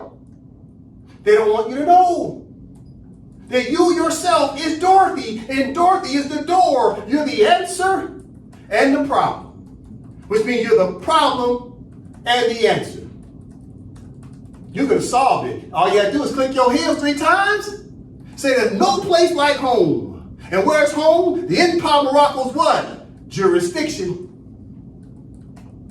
Nobody's gonna tell you the answers to the test, but it's been there since 1880. And listen, we're talking Dorothy. What happened? I'm building up. Be patient with me. We're gonna get to the law tonight. We're gonna talk about law tonight. I'm gonna show the Moors why you've been naturalized and why the United States continues to conceal your true identity. We're going to talk about it tonight, okay? Be patient with me. What I have up here, oh, this is from the movie of the Oz. Who's this? Lena Horne. You see right here? This is a tornado. You see that in their hand? You remember that in the movie? What was in a tornado? Listen, what was inside the tornado? Oh, it was who? There she is. Diana Ross, who's playing Dorothy. She was swept up by the tornado, right? You see that hole in the tornado? What's that called? A portal. See the hole? She was going through that hole. She was going from what? One jurisdiction to another jurisdiction. Did she make that decision on her own? No. Who did it for her? Look who did it to Dorothy. Look, it was the witch, the good witch in the movie, Lena Horne. She, in this analogy, has Dorothy inside of this, what? Portal, this vessel. And Lena Horne is the one who snatched up Dorothy. And did what? What did she do? She blew her into Oz. Into what? A different jurisdiction. Okay, listen to me. Be patient. Watch this. In this analogy, what does Lena Horne represent? The Empire of Morocco, the country. The country is female in character. In this example, Lena Horne represents what? The office of the Sultan, because the head of state is the one who signed the treaty, who allowed the Moors to be what? Naturalized. So the Moors went from being what? Moor subjects one day, and the next day after what? 1880 with the Treaty of Madrid, all the Moors became naturalized. That's in this continent. Because the United States of America signed a multilateral treaty which gave them a privilege and a treaty right to naturalize the Moors. And who gave the United States of America permission to naturalize the Moors? It was the Empire Morocco, the female. And the head of state, the Sultan, was sitting in a chair, and they agreed by consent, by signing a treaty that caused the Moors to go overnight through a portal, and they became Americans overnight because of a treaty. So the Moors, listen, the Moors was like this. The Moors got stuck in a portal. And they landed where? In the jurisdiction of the United States, as an example. And now the Moors, in reverse, have to come back through a portal to get back home. You got to come through the WRC, the Wazir Regional Council, Trusteeship Council members to come back home. You have to come back through the portal. How you left is how you have to return. You leave on a plane, 90% chance you'll come back on a plane. Especially when you're going from what? Port to port. Am I making sense? Listen. So that's the Moors. So the Moors say, I'm a Moorish American. Guess what the Moorish Americans did? They stuck in this portal, right? They stuck in a halfway house. They don't have no foot in the Empire Morocco, and they don't have a foot in the United States of America. They stuck in a halfway house because they say they're not citizens of the United States. At the same time, they haven't pledged their allegiance to the Empire Morocco. So they're sovereign citizens. Sovereign citizens are stuck in the halfway house. You stuck in the port. That's why they call you sovereign citizen, because sovereign citizen means you claim that you are a standalone state. You claim you're the state, you're the three branches of government, you're the national and the citizen. You head of state, you're the legislator and the judge. That's what sovereign citizen means, that you're claiming that you got state powers all by yourself. You see Dorothy by herself? You see that? I'm trying to get in the Moors' head. I'm talking to the people who call themselves Negroes, blacks, and colors right now. This is what happened to us. How did we come under the jurisdiction of what we commonly call white people? How did that happen? It happened with a pen. Dorothy did not arbitrarily take her behind to Oz. She got what? Swept up by a higher power. The rulers of these countries got together and agreed that the Moors would be naturalized. Lena Horne represents the power. All the Moors stuck in this tornado and ended up in Oz. Listen, talking jurisdiction, listen. What do I have here? Treaty of Peace and Friendship. It's on National Archive, Founders, right? It's the Moroccan American Treaty. Listen, I'm going to make a point. I'm building up. Be patient with me. Please. I'm talking leaders of countries. Lena Horne represented the country. She represented head of state. She caused Dorothy to end up in a different jurisdiction, and Dorothy called what? Hell. But let me tell the Moors something. Go back and watch the movie. Dorothy did not have confidence in herself in the beginning of the movie. When she's sitting there eating dinner with everybody, she was moping, and she did not want to advance her life. Her family was trying to get her to step out of her shell and do something with herself. They wanted her to get her swagger back. So the reason why she ended up in Oz is that way she could find herself, find the true self, get her confidence back. She needed a confidence booster. She had to go through what? Adversity. The Moors have been through adversity. Now it's time for you to come home and run your own country. Listen, what does it say right here, Nova, from the top? The Moroccan American Treaty of Peace and Friendship of the 28th of June, 1786. The Moroccan American Treaty of Peace and Friendship. In the name of Almighty God, this is a treaty of peace and friendship established between us and the United States of America, which is confirmed and which we have ordered to be written in this book and sealed with our royal seal at our court of Morocco on the 25th day of the blessed month of Shaban in the year 1200. Trusting in God, it will remain permanent. All right, so the Treaty of Peace and Friendship between who? The Moroccans and the Americans. And who's overseeing it? The royal seal of who? The Sultan. They had a state. Royal seal at where?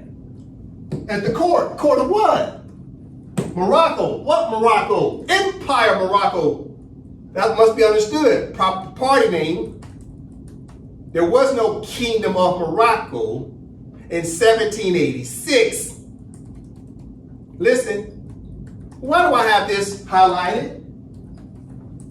Oh, it says the royal seal at our court of Morocco. Who carries the royal seal? Oh, the Sultan. Well, wait a minute. What was I talking about in class 166? Okay, listen. Bam. Ace high, royal flush, same suit. I was talking cards, but I was really talking what? Sovereignty and jurisdiction. When you're talking royal flush versus straight flush, class 166 was about the royal flush versus the what? Straight flush. The royal flush, same suit. Is what? Ace high, ace, king, queen, jack, 10. Royal flush is about who? Listen, it's about who? Treaty of Peace and Friendship about who? The royal seal. See how I'm tying these things together? So who has the royal flush? The Sultan. Who works with the Sultan? The Moorish government. What's the nationality of the Sultan? What's the nationality of the Moorish government? Moroccan.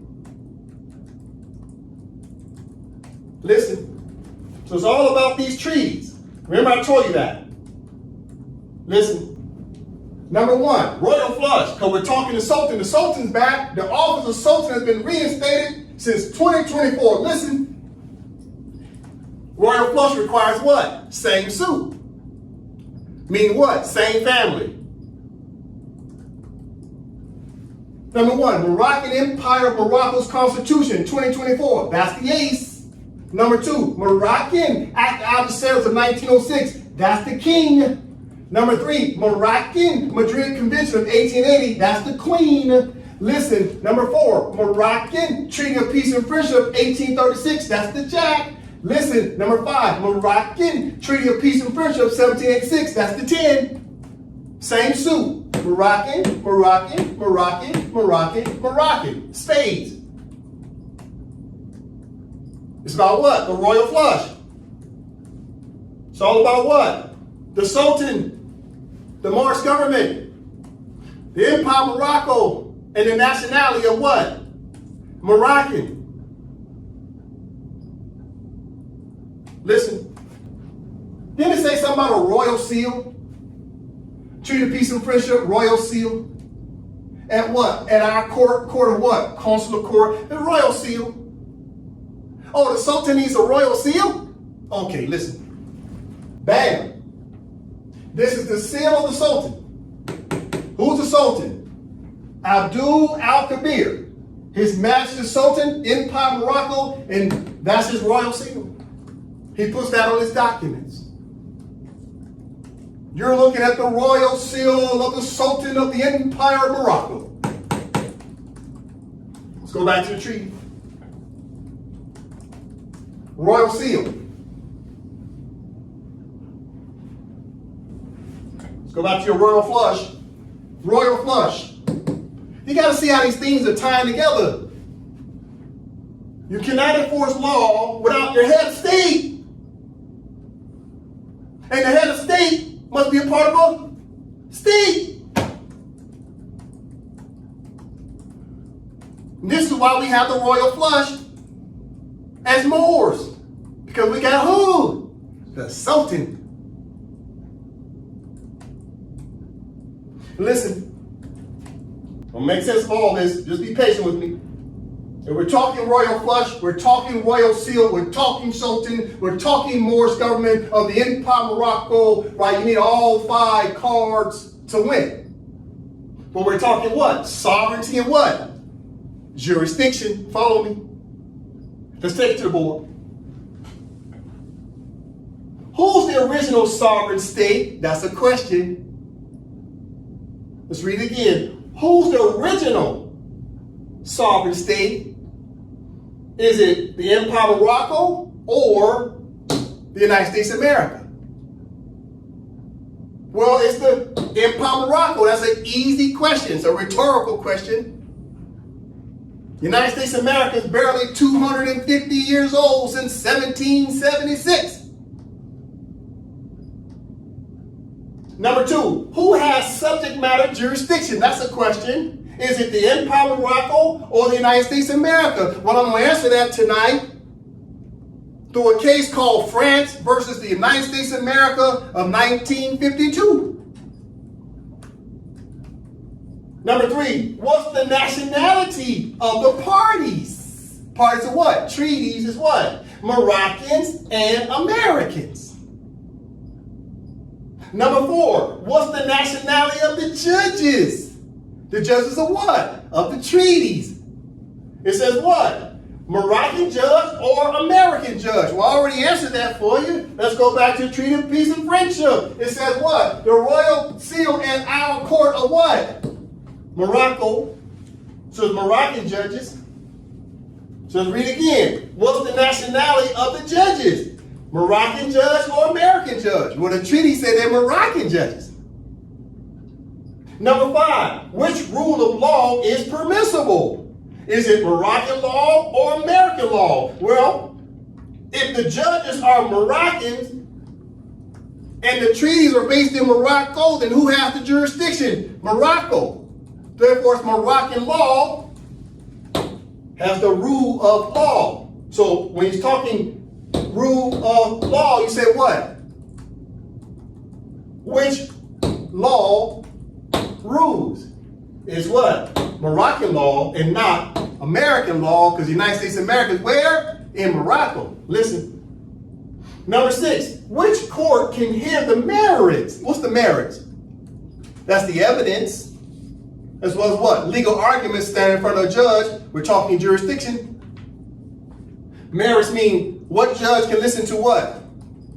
Legal arguments and look at the evidence. The law and the facts. Listen, question again. Which court can hear the merits? Is it the Moroccan Consular Court or American Court? Well, according to this, Treaty of Peace and Friendship, it says the Court of Morocco. All right, so number 7, we're going to learn about this. Number 7, France versus United States of America, 1952, right? The judgment. What did it held? The judges held what? They're talking about consular court. It says, by that way and that way only can Moroccan laws be enforced against the United States and its nationals so long as the consular jurisdiction is being exercised. I'll read again. So I asked all these questions just to get to number 7. The ICJ told the United States of America straight up. Hell, the ICJ judges held what? By that way, by what way? Talking consular court, judges, by that way and that way only can Moroccan laws be enforced against the United States and its nationals so long as the consular jurisdiction is exercised. So I said all that to say this. It's all about Moroccan law and Moroccan judges. Has what? Subject matter jurisdiction. Because who's the sovereign? The Empire of Morocco. The only way the Empire of Morocco can have subject matter jurisdiction to enforce Moroccan laws, that means the United States of America is subordinate in the contract. In this continent. Listen. Okay, more. We're going to go deeper. Be patient with me. We're going to learn real fast. Why is the United States hiding your nationality of being Moroccan? Why are they so afraid for you to find out that you're Moroccan? We're going to find out tonight. I'm going to show you the law. I'm going to show you what the judges have already ruled on, and the United States does not want its citizens of the United States to know about this. Okay, so first of all, let's get the proper concept and context. What's the psychology of the colonist? Let's use the United States as an example. Okay, what is modus operandi in law? Okay, it's the mode of operating, right? Okay, Brother Dre. Mode of operating. A Latin phrase meaning, quote unquote, mode of operating. In criminal law, modus operandi refers to a method of operation or pattern of criminal behavior so distinctive that separate crimes or wrongful conduct are recognized as the work of the same person. All right, so modus operandi is a criminal act. It's willful. It's knowingly. They're doing it intentional. It's deceitful. It's colorable. It's color of authority. It's colorable. Okay? Modus operandi says study the psychology of a criminal. What is the purpose and intent of why they're doing it? Listen. Who am I talking about? I'm talking about the United States as an example. Listen. Watch this. We're talking Wizard of Oz. Watch this. Listen to me. Watch this. Bang. Oh.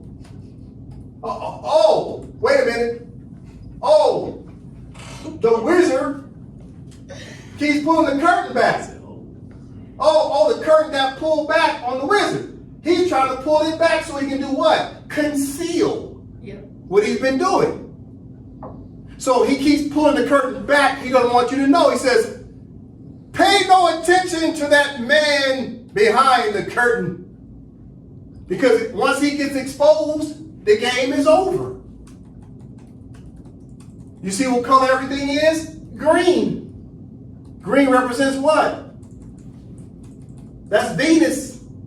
Green is on the top of all the Moorish buildings around planet Earth. It's copper. Copper turns green.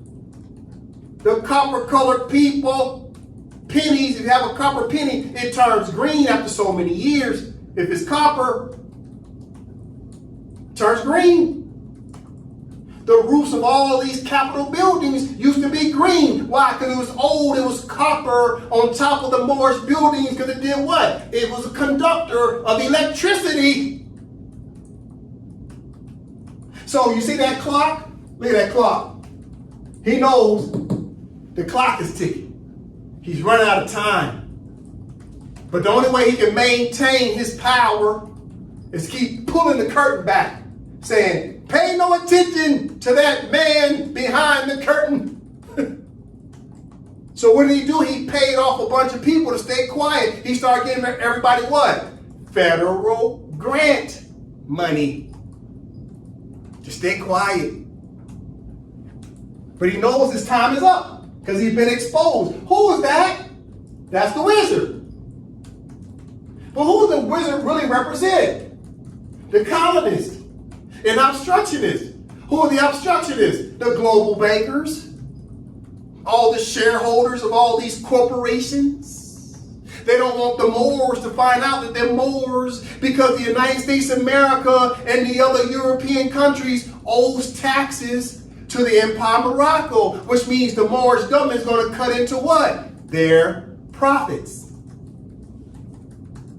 They don't want the Moors to get their percentage of the profits. To the global bankers who control the administrators of these countries, they don't want to share the money, even though they're making money off of our land. So they've been controlling sovereignty and jurisdiction over us by mislabeling us as Negroes, blacks, coloreds, African Americans, Moorish Americans, Indians, you name it. Everything but what? Moroccans. But now we didn't pull the curtain back. It's too late, Mr. Wizard. Listen, what's happening? What is that called when you're trying to conceal something? Listen. It's called what? Misprision, right? Misprision, know it from the top.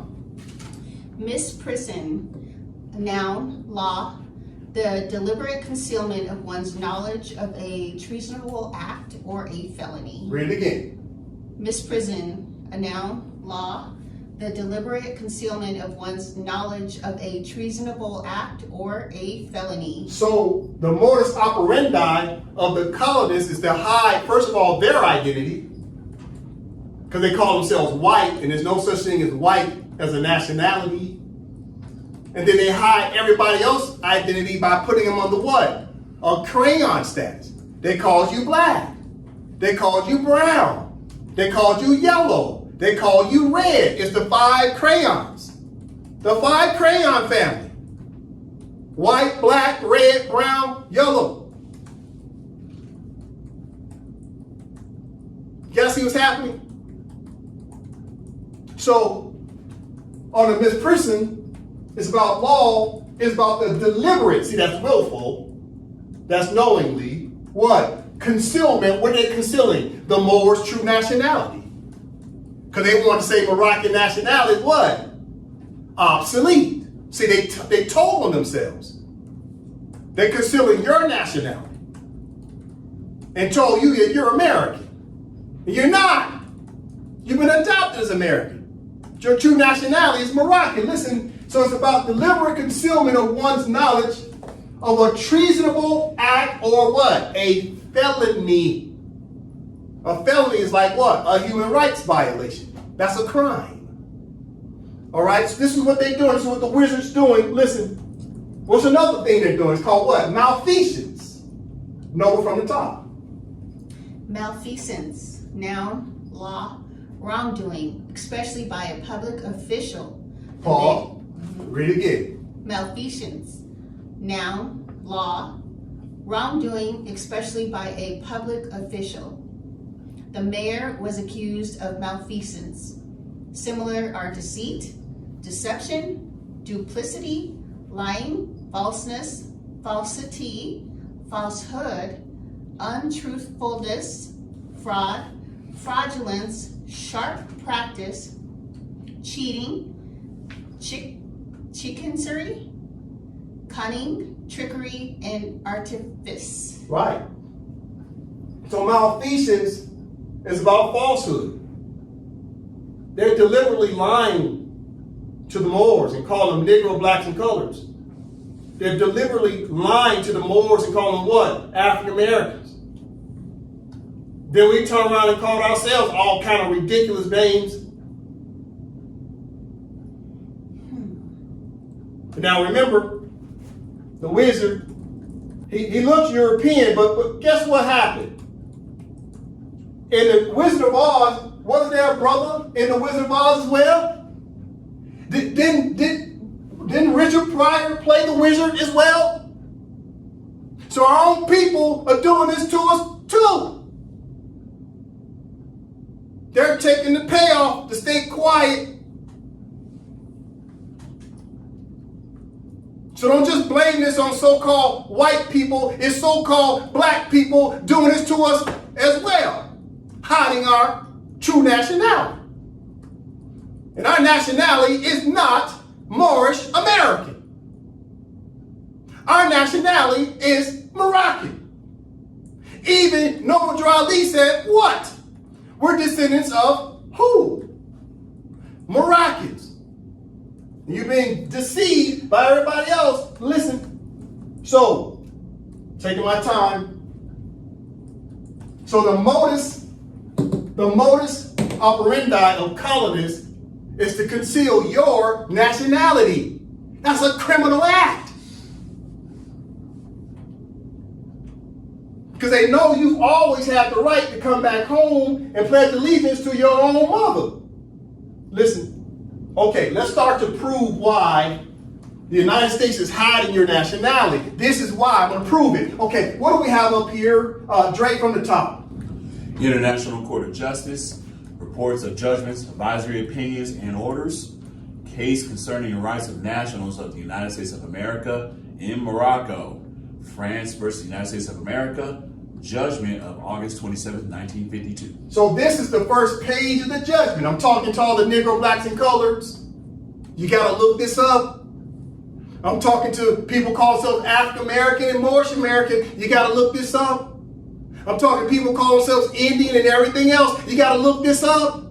This is case law talking about you, Dorothy. So right here it says what? Case concerning rights of nationals of the United States of America in Morocco. So the United States of America is in Morocco. And the Americans, which is the nationals, are also in Morocco. So the country of the country of the United States of America is in Morocco. And their American citizens are also in the jurisdiction of Morocco. So both the United States of America as a country and the American citizens are all in Morocco's jurisdiction. This is a case. Listen, we're going to break it down. It's going to be a long class. We'll be all right. We got to study. Okay, what is this? This is the International Court of Justice website for the ICJ. Let's get a summary of what happened in the case, or why the United States doesn't want you to know that you're a Moor. Okay, Brother Dre, from the top. The rights of nationals of the United States of America in Morocco. France versus the United States of America. Overview of the case.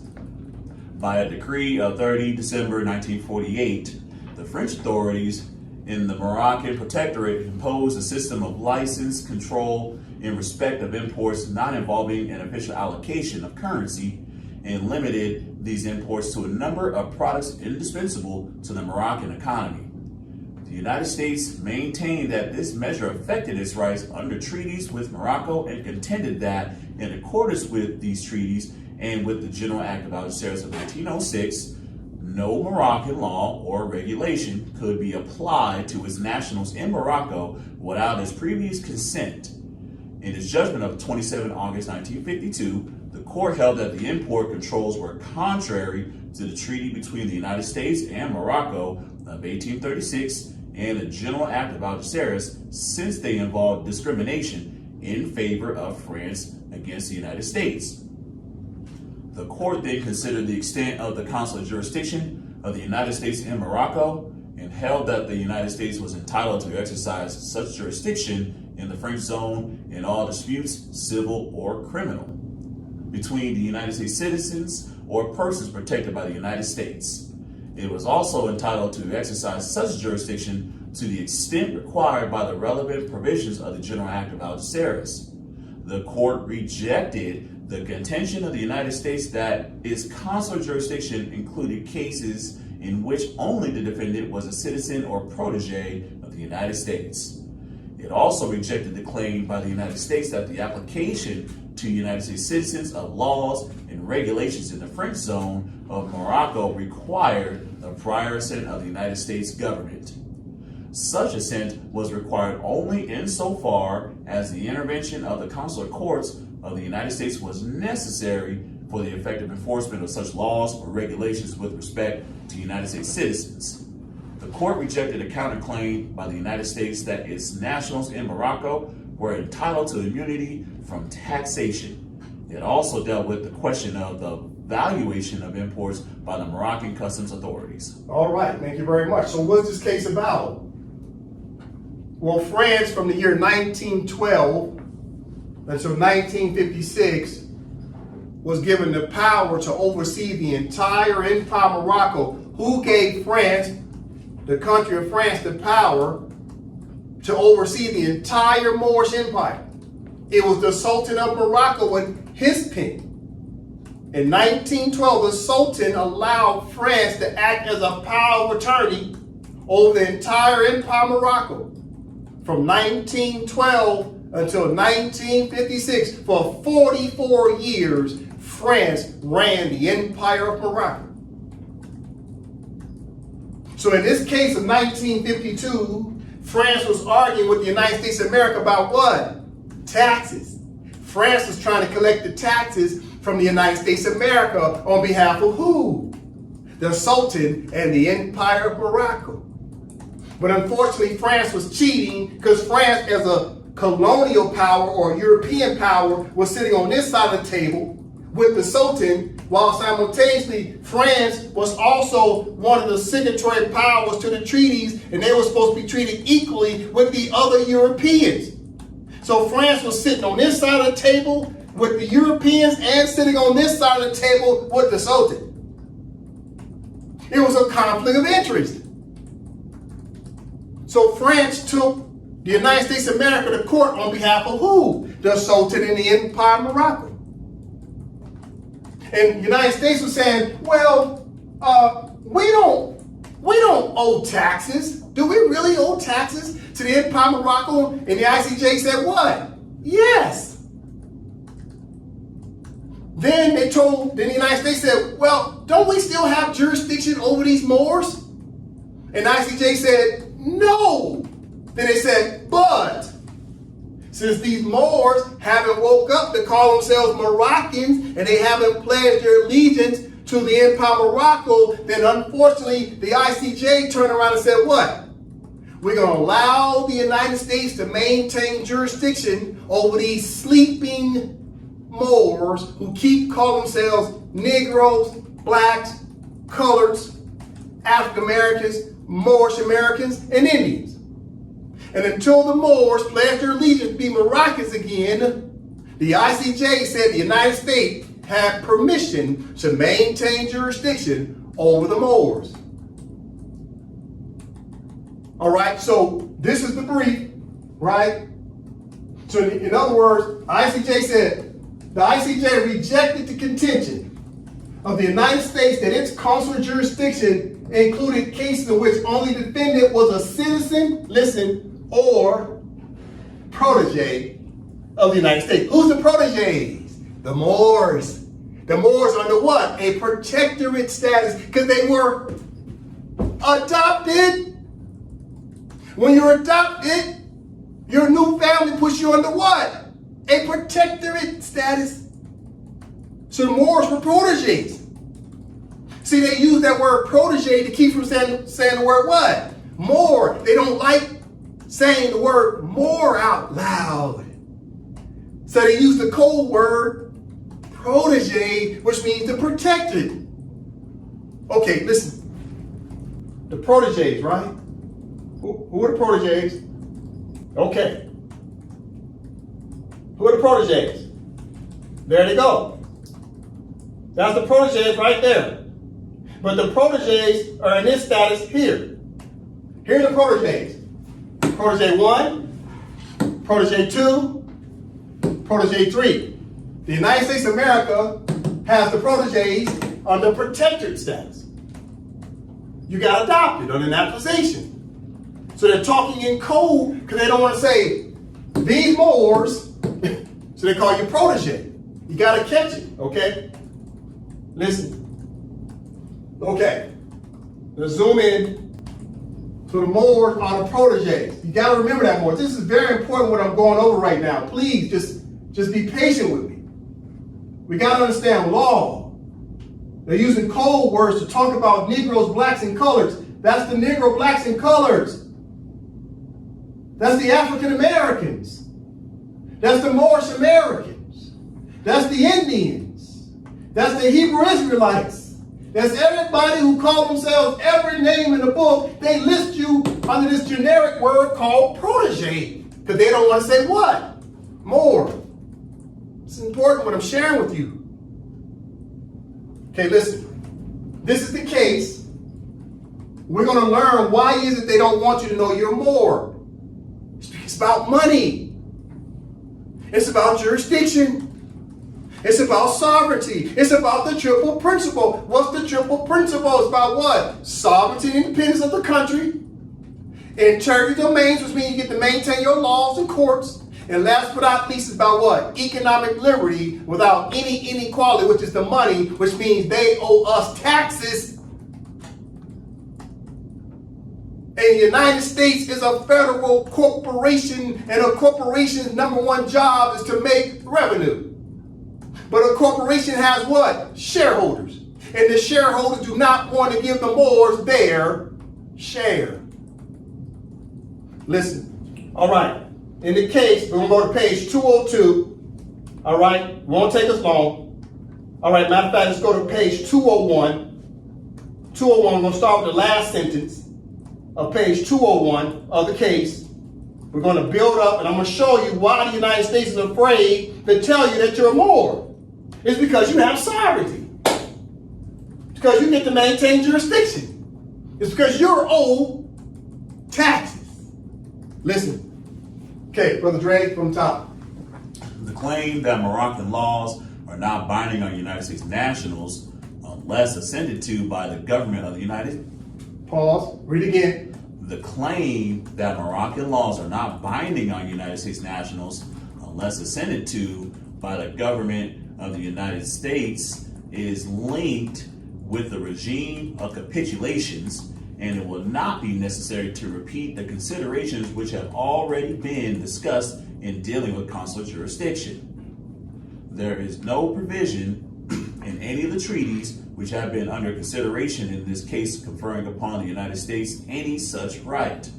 The so-called, quote-unquote, right of assent is merely a corollary of the system of consular jurisdiction. The consular courts applied their own law, and they were not bound in any way by Moroccan law or Moroccan legislation. Before a consular court could give effect to a Moroccan law, it was necessary for the foreign power concerned to provide for its adoption as a law binding on the consul in his judicial capacity.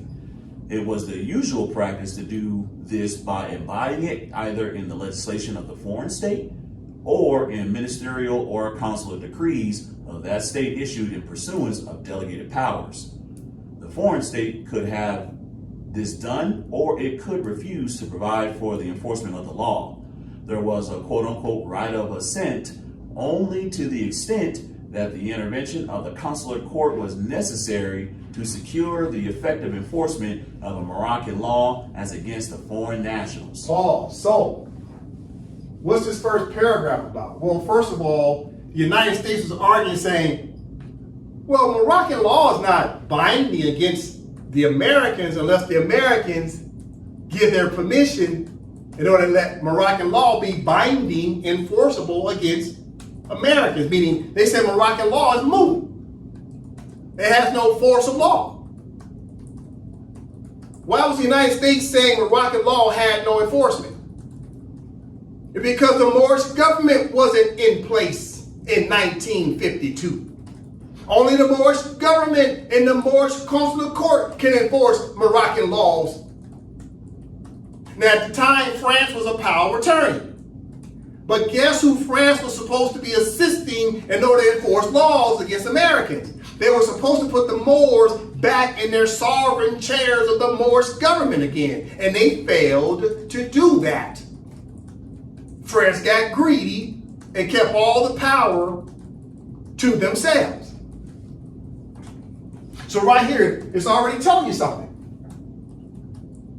It says, there was a right of assent only to the extent that the intervention of the consular court. What's the consular court? The Moorish consular court. The Moroccan Moorish consular court. When the consular court was necessary to secure the effectiveness and enforcement of Moroccan law as against the foreign national. Who's the foreign nationals in this example? Well, this case against who? Americans. So which foreign nationals are they talking about? American nationals and all other foreigners in the Empire of Morocco. So what other foreigners are they talking about? Listen, who were signatory powers to what's commonly known as what? The Act of Sarah. This is a treaty. Be patient with me, Moors. This is very important information I'm going over. This is about you. I'm teaching you about you and your rights. I know my rights, but I'm trying to teach you your rights. So please be patient with me. I love all the Moors, but you got to be patient. This is not TikTok. This is AMPAC study session. You got to be patient and study.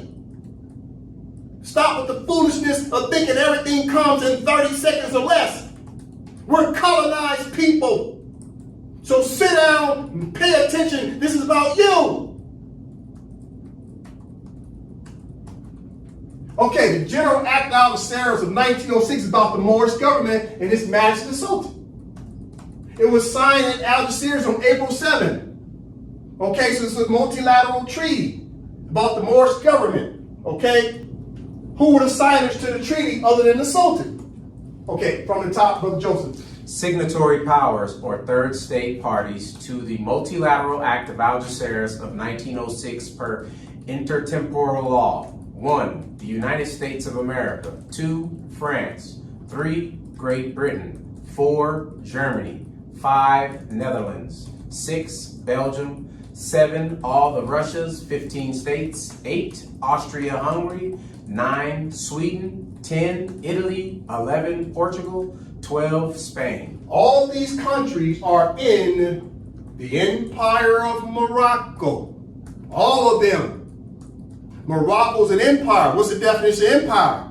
An empire oversees what? States and countries under one single authority. What's the single authority? The Empire of Morocco and the office of the Sultan and the Moorish government oversees these 12 countries. They all signed the treaties and recognized the Sultan and the Empire of Morocco and the Moorish government as being the sovereigns. Because we're the natural inhabitants of the land. It's the Moorish Empire. Listen, so going back to France versus United States of America, page 202. It says right here, there was a right of assent only to the extent that the intervention of the consular court of Moors was necessary to secure the effective enforcement of a Moroccan law as against the foreign nationals. Who's the foreign nationals? The 12 European countries. More specifically, in this case, about who? The Americans. You enforce Moroccan laws against who? The Americans. This is why they don't want you to know that you are what? Moroccan. Because you can enforce Moroccan laws against the Americans. Are you following me so far?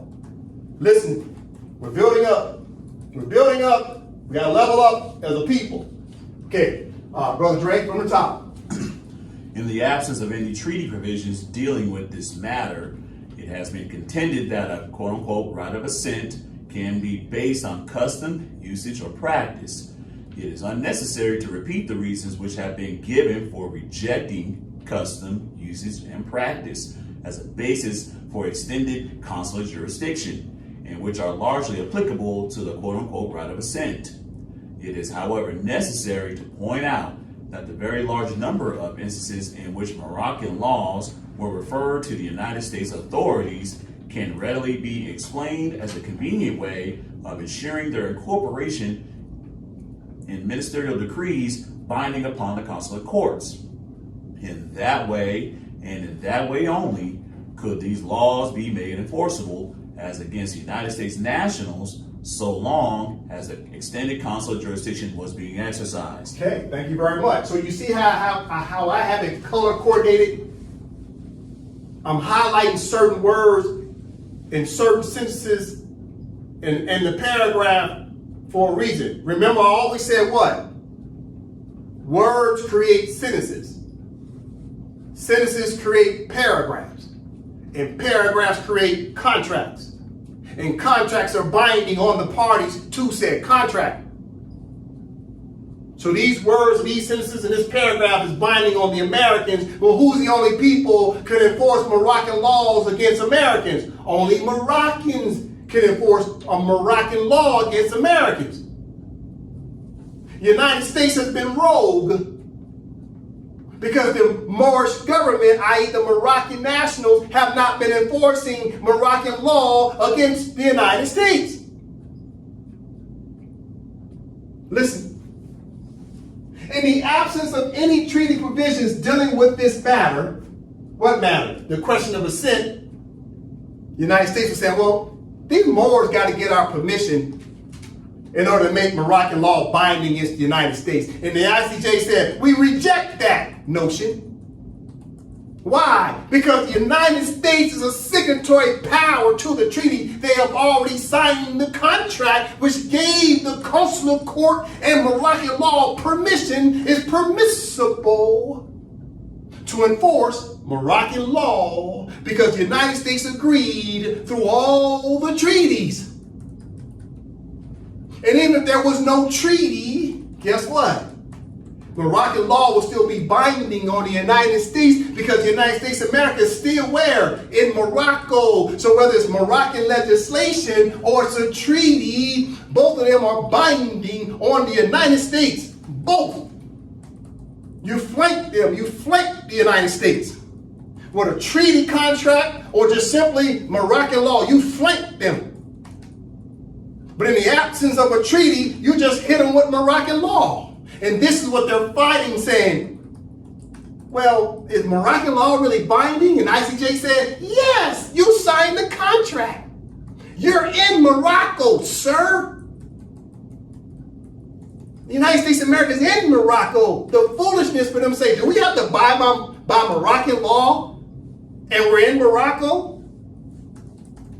And listen, in the absence of any treaty provisions dealing with this matter, it has been contended, we mean the United States was challenging, that a right of assent can be based on the custom, usage, or practice, meaning they're so used to subjugating and oppressing the Moors, they thought they could continue to do it. And the ICJ said, no, you can't. If these Moors want their rights back to enforce Moroccan law, then they have a right to enforce their Moroccan laws. Listen, it is unnecessary to repeat the reasons which have been given for rejecting custom, usage, and practice as a basis for extended consular jurisdiction. What's extended mean? That's called extraterritorial jurisdiction. So the United States had extra jurisdiction to lock up Moors. Extra. Who gave it to them? The Sultan. But then guess what happened? The United States and the other European states start saying, you know what, we don't want to keep practicing extraterritoriality jurisdiction. We're just going to say these Moors, we have jurisdiction over them because these Moors have acquiesced to call themselves by the nationality of the colonist. So the United States, as an example, did not need no extra jurisdiction against Moors when the Moors would call themselves what? Americans. So all you had to do is enforce American laws on Americans. You don't need no extra permission to enforce your own American laws against Americans.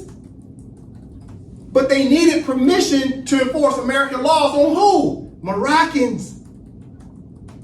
And the ICJ is rejecting that premise. No, you don't have no power over Moroccans.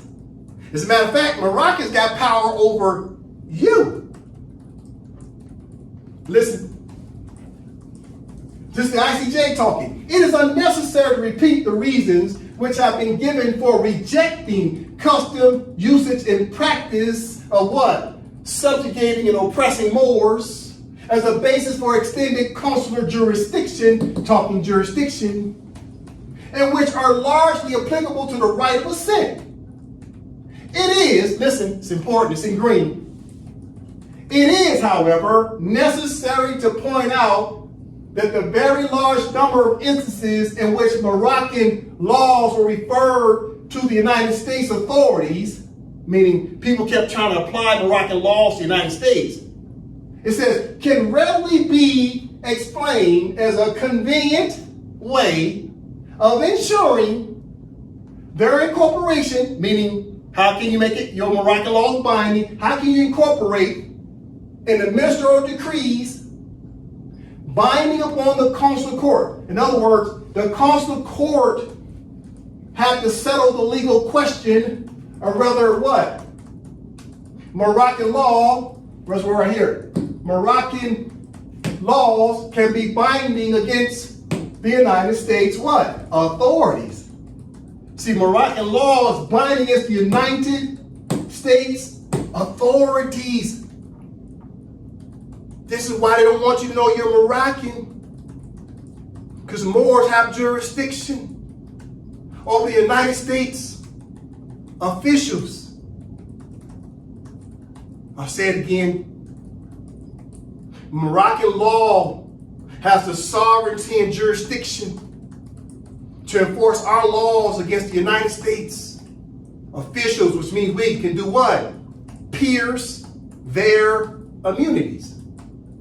The United States officials and of the several United States, their governors, their police, their judges, no matter what office they sit in, Moroccan law, the Moorish government can pierce their immunities. This is why they don't want you to know that you're Moroccan. Because they know you have the royal flush status because you have the Sultan.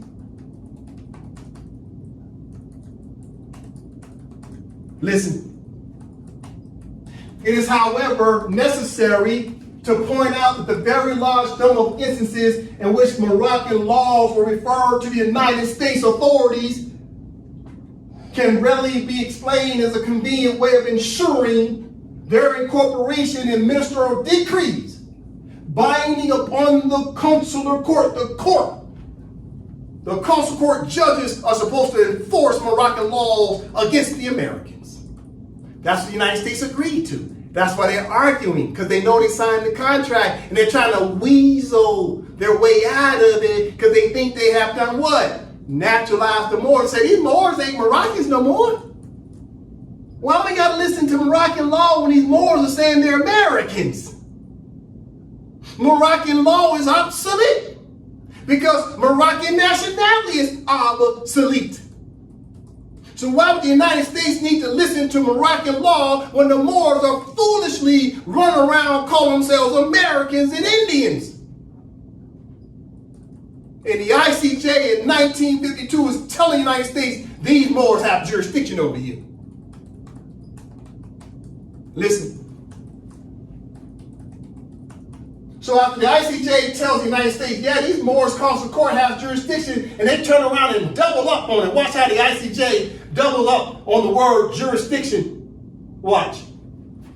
And in that way only, could these Moroccan laws be made enforceable as against the United States nationals so long as the extended consular jurisdiction was being exercised. I'll read it again. Only the consular court judges, the Moorish judges, have the jurisdiction, and in that way only, could these Moroccan laws be made enforceable against the United States Americans so long as the extended consular jurisdiction was being exercised. What does that mean? Did you catch it? Look at this word. So long as the extended Extended consular jurisdiction was being exercised. Why do I have that in yellow? Did you catch it? The Moors have what? Extraterritoriality jurisdiction. Over who? The Americans. Meaning, watch this. I'm in a jurisdiction in Empire Morocco. But the long arm of Moroccan law through the consular court can snatch up any United States official or any United States citizen and compel them in front of the consular court. That's extra jurisdiction to grab an American and pull them right in front of the consular court. That's why it's called extended. See what the ICJ said? These Moors have extraterritorial jurisdiction through their courts. Therefore, Moroccan law also has what? Extraterritorial jurisdiction. Moroccan law is binding on the Americans. Moroccan law is binding on United States officials, and the courts are binding on the United States officials and their nationals, and that's called what? Extraterritorial jurisdiction. But the United States was trying to say it in the opposite. They said, no, we got jurisdiction over these Moors. They said, no, you don't have jurisdiction over Moroccans, but you might have jurisdiction over proteges who still call themselves what? Americans. So duh, of course you got jurisdiction over Americans, even the adopted ones. But as soon as the Moors wake up, i.e. the Negroes, blacks, colors, African Americans, Moorish Americans, all come back and pledge their allegiance to the Empire of Morocco, immediately become Moroccans, and they can sit in the office of the Empire of Morocco and be officials of the Empire of Morocco and bring Moroccan law against the United States. Listen, we're going to keep going. This is important for the Moors. Please, this is not TikTok. Now the ICJ starts to break it down in 3 ways. This is so important. This is what the United States has known since 1952. Nova from the top. The problem arises in 3 ways, which must be considered separately. The first is in cases where the application of a Moroccan law to United States nationals would be contrary to the treaty rights of the United States. In such cases, the application of Moroccan laws, whether directly or indirectly to these nationals, unless assented to by the United States, would be contrary to international law, and the dispute which might arise therefrom would have to be dealt with according to the ordinary methods for the settlement of international disputes. These considerations apply to the decree of December 30th of 1948, which the court has found to be contrary to treaty rights of the United States. All right. So the ICJ starts breaking it down in 3 ways. They're starting to say, okay, United States, let's count the ways, United States.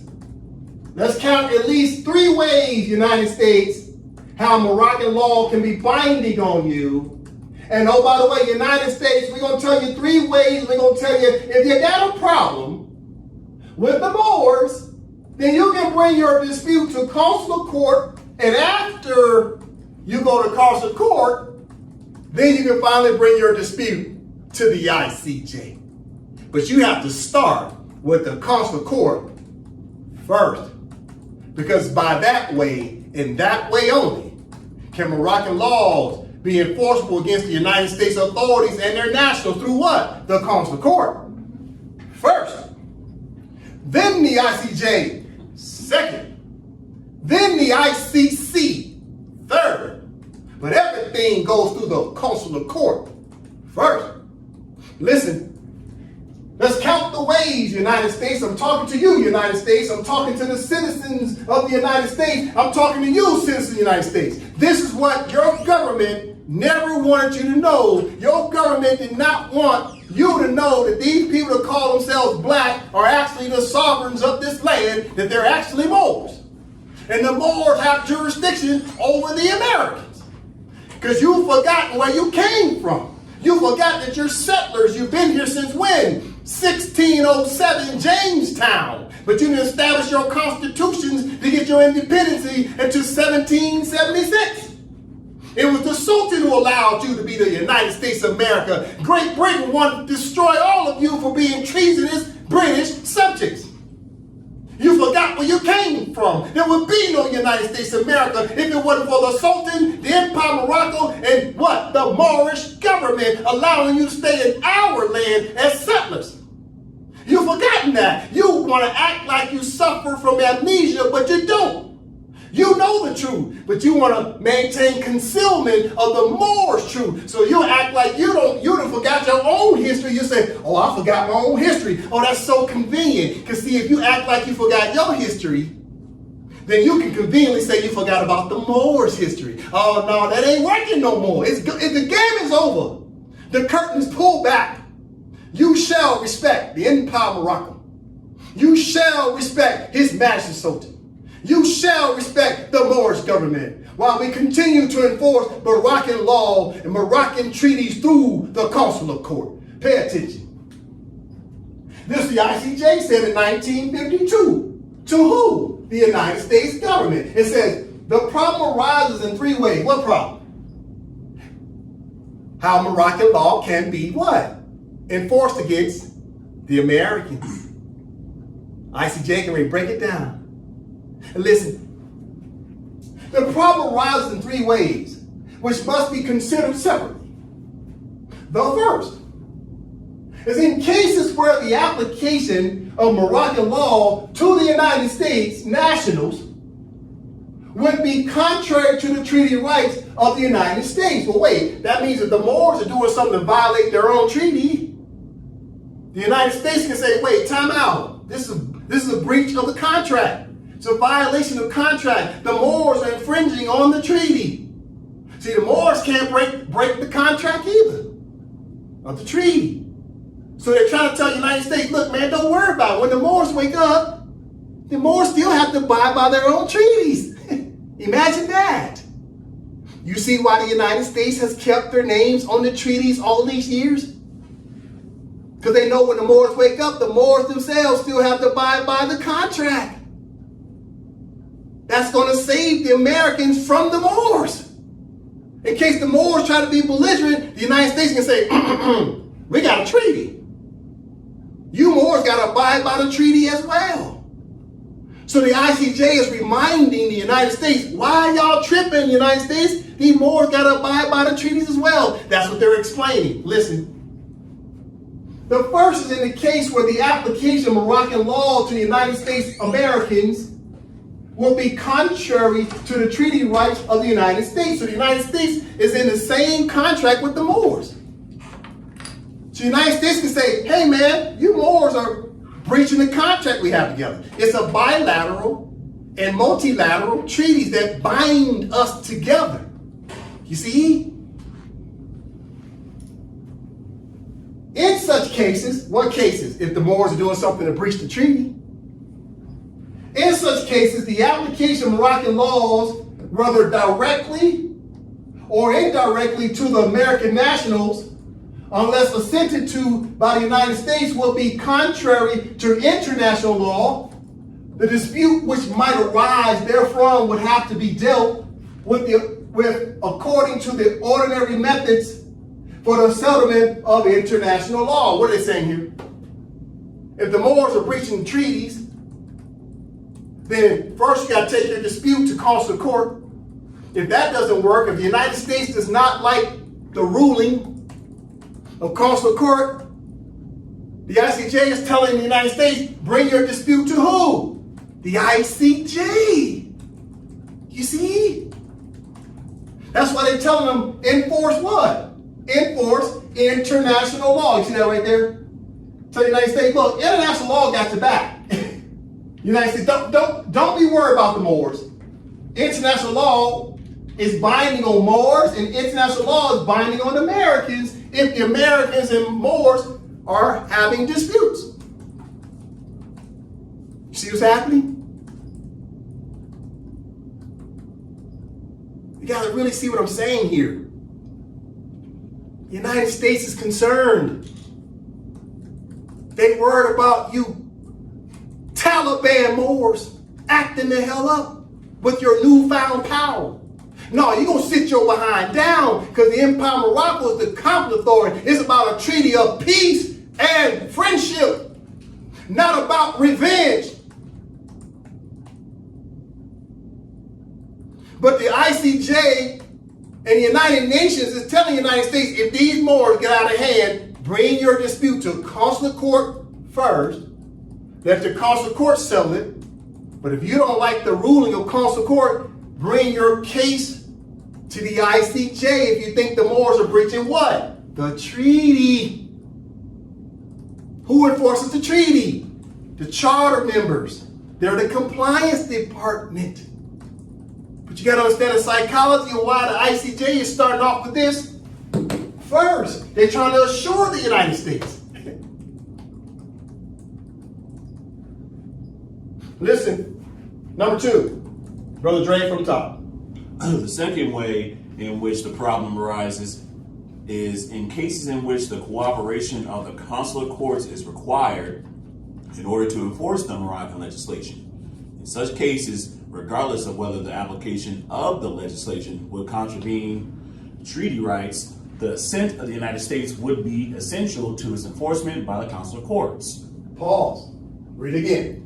The second way in which the problem arises is in cases in which the cooperation of the consular courts is required in order to enforce the Moroccan legislation. In such cases, regardless of whether the application of the legislation would contravene treaty rights, the assent of the United States would be essential to its enforcement by the consular courts. What does number 2 say? Now you got to pay attention.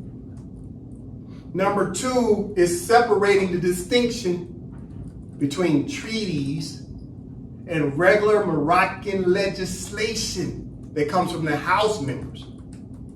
When the Empire of Morocco's legislative branch writes a law,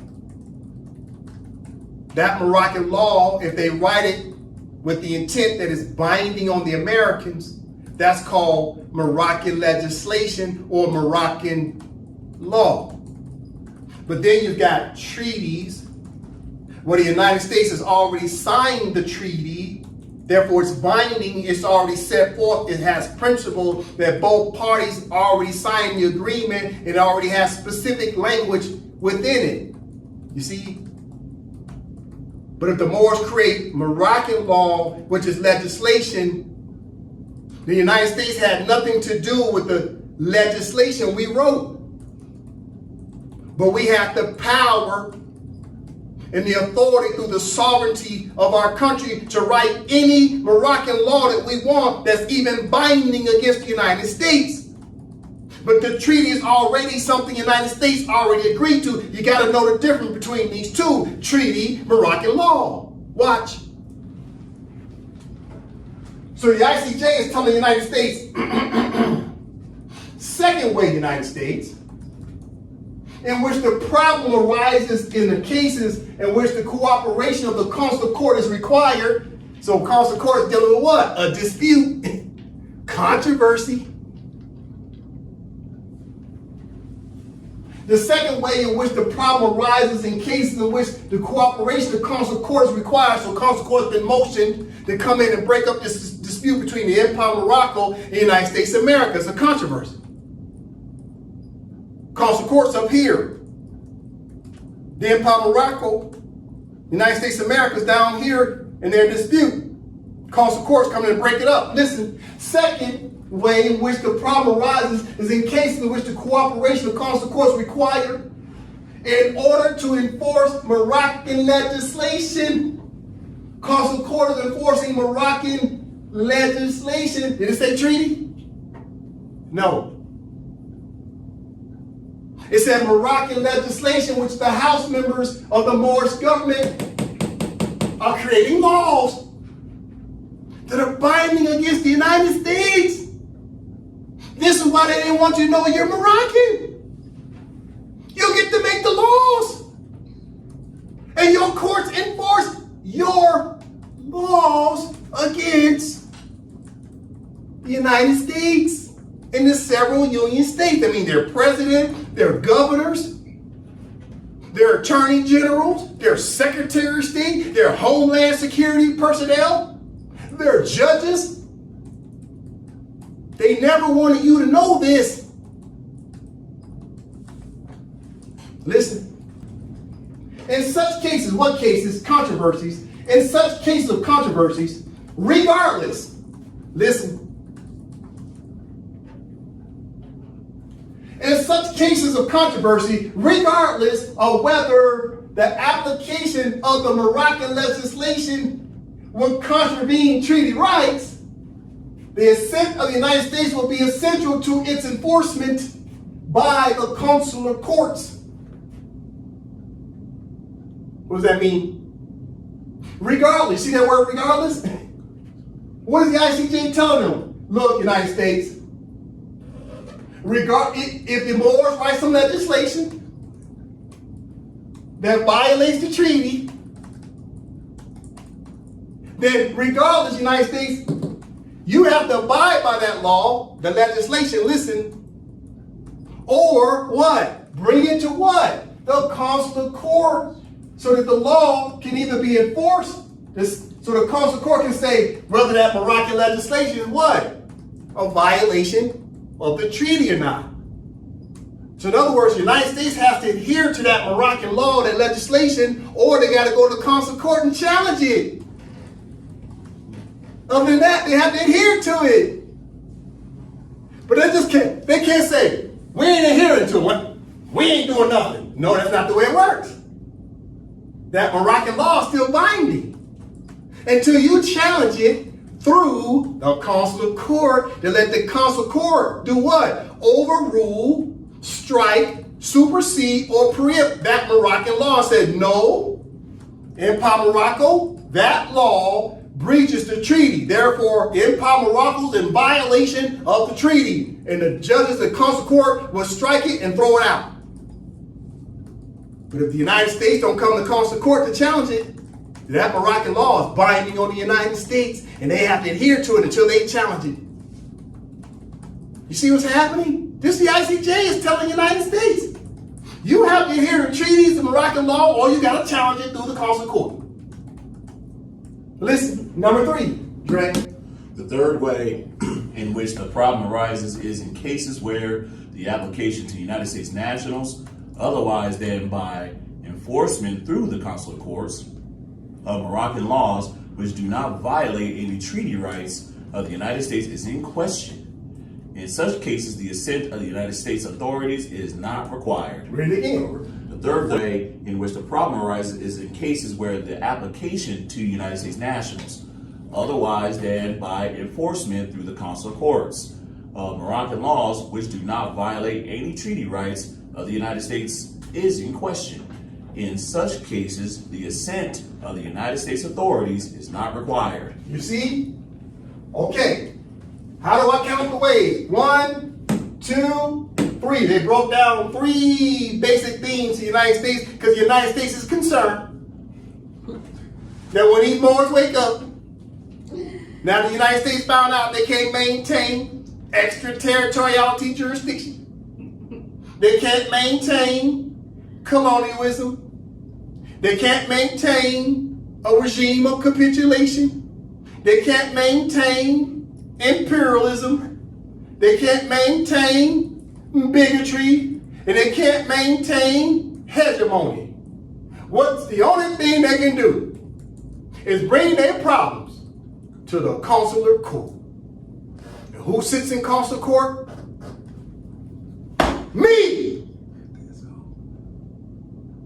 And my other associate judges of the Empire of Morocco. I was appointed by His Majesty the Sultan as one of the judges. So the United States has to understand that even the International Court of Justice told the United States in 1952 that the consular court judges have jurisdiction over the United States officials. The ICJ told the United States that the consular court judges also have jurisdiction over every American national. And there's nothing the United States can do to stop it. As a start to close out, listen. Dre, last paragraph. Accordingly, and subject to the foregoing qualifications, the court holds that the United States is not entitled to claim that the application of laws and regulations to its nationals in the French zone requires its assent. Read it again. Accordingly, and subject to the foregoing qualifications, the court holds that the United States is not entitled to claim that the application of laws and regulations to its nationals in the French zone requires its assent. Right. Okay. Interpretation. Here's what the ICJ told the United States. Accordingly, according to what? The above. Accordingly and subject to the foregoing qualifications. What does subject mean? The United States is subject to Moroccan law. The United States is subject to the Consular Court. The United States is subject to the Moroccan treaties. So accordingly, and subject to the foregoing qualifications, what does foregoing mean? Meaning all the above stated reasons. Accordingly, and subject to the foregoing qualifications, the ICJ has qualified it.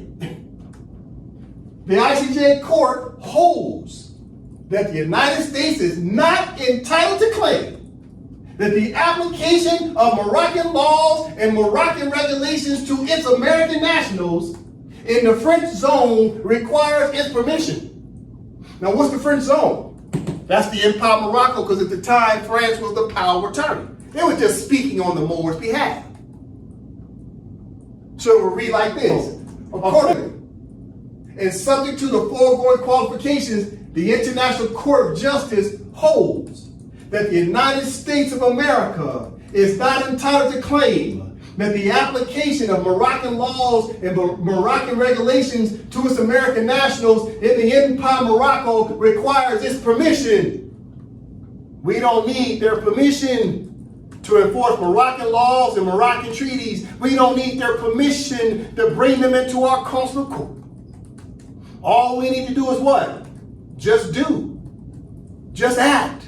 Just sit in the seat and get to work and start to govern. Self-govern, right? Through our self-determination to be Moroccans, to bring our suits against the United States for breaching what? Moroccan law and international law. That must be understood. So as I start to close out, what do we take away from this? That the United States does not want you to know that you're Moroccans because you get to enforce your sovereignty, your jurisdiction, your laws, and once you enforce your sovereignty, your jurisdiction and laws, what do they owe you last? Of the triple principle. Watch this, watch this, watch me push. Watch this, watch how I push. Watch how I push. Bam. See what the ICJ got into next? Brother Joseph, read this last paragraph. The government of the United States of America has submitted a counterclaim, a part of which relates to the question of immunity from Moroccan taxes in general. Pause, read it again. The government of the United States of America has submitted a counterclaim, a part of which relates to the question of immunity from Moroccan taxes in general. Pause, read it again. The government of the United States of America has submitted a counterclaim, a part of which relates to the question of immunity from Moroccan taxes in general. So, in other words, the United States of America was trying to say they're immune from having to pay taxes to the Moorish Empire. But see, you got to see the sequential order. What happened first? The ICJ said, yeah, Moroccan law is binding on you. Consular Court is binding on you. And all what? And all what? Laws and what? Regulations. What are regulations? That's when you're collecting taxes, because the IRS is a regulator. So the Moorish government also is a regulator to regulate the payment of taxes. So you see, they didn't want you to know you're Moroccans, because if you don't know you're Moroccans, then guess what? The United States of America don't owe you no taxes, because you too busy calling yourself Negro, black, color, African American, Moorish American, and Indian. You call yourself everything but what? Moroccan. Only Moroccan. It's Moroccan. Moroccan taxes. The United States of America owes Moroccan taxes. Do they owe Moorish American taxes? No. Do they owe Cherokees taxes? No. Do they owe African Americans taxes? No. Do they owe black people taxes? No. Who does the United States of America owe taxes to? The Moroccans. The Moroccans are taxing the United States of America, and this is why they don't want you to know that you're Moor. Because the lobbyists and the what? NGOs, non-government organizations, are these billionaire companies who are getting federal contracts from the United States Federal Corporation, and they bring in all this revenue, and they all sharing this money. They're sharing money as shareholders, and they do not want to give the Empire Morocco its share of what? Taxes. And taxes are what? Perpetual. You owe taxes every day. You owe taxes every quarter. You owe annual taxes. And the Empire Morocco is going to collect its taxes. Now, the reason why this is important to note, why the United States of America does not want to pay taxes to the Empire Morocco, because then, if the Empire Morocco starts to collect taxes, guess what? We can afford to hire the best of the best people to come and represent the Empire Morocco as Moroccans again. We can start to hire the Negro, blacks, and colors who are already attorneys. We can hire the Negro, blacks, and colors who are already judges. We can hire the Negro, blacks, and colors that's already police and sheriffs, etc. When they're ready to pledge their allegiance back to the Empire Morocco, they already got the experience. They can sit right in the seats and start to govern through Moroccan law. The United States don't want to write the check to the Empire Morocco because they know we're going to get the most qualified people to return to the Empire Morocco and start to enforce these laws ASAP. That must be understood. This is why they don't want you to know that you're Moroccan. I end with that. Islam. Islam.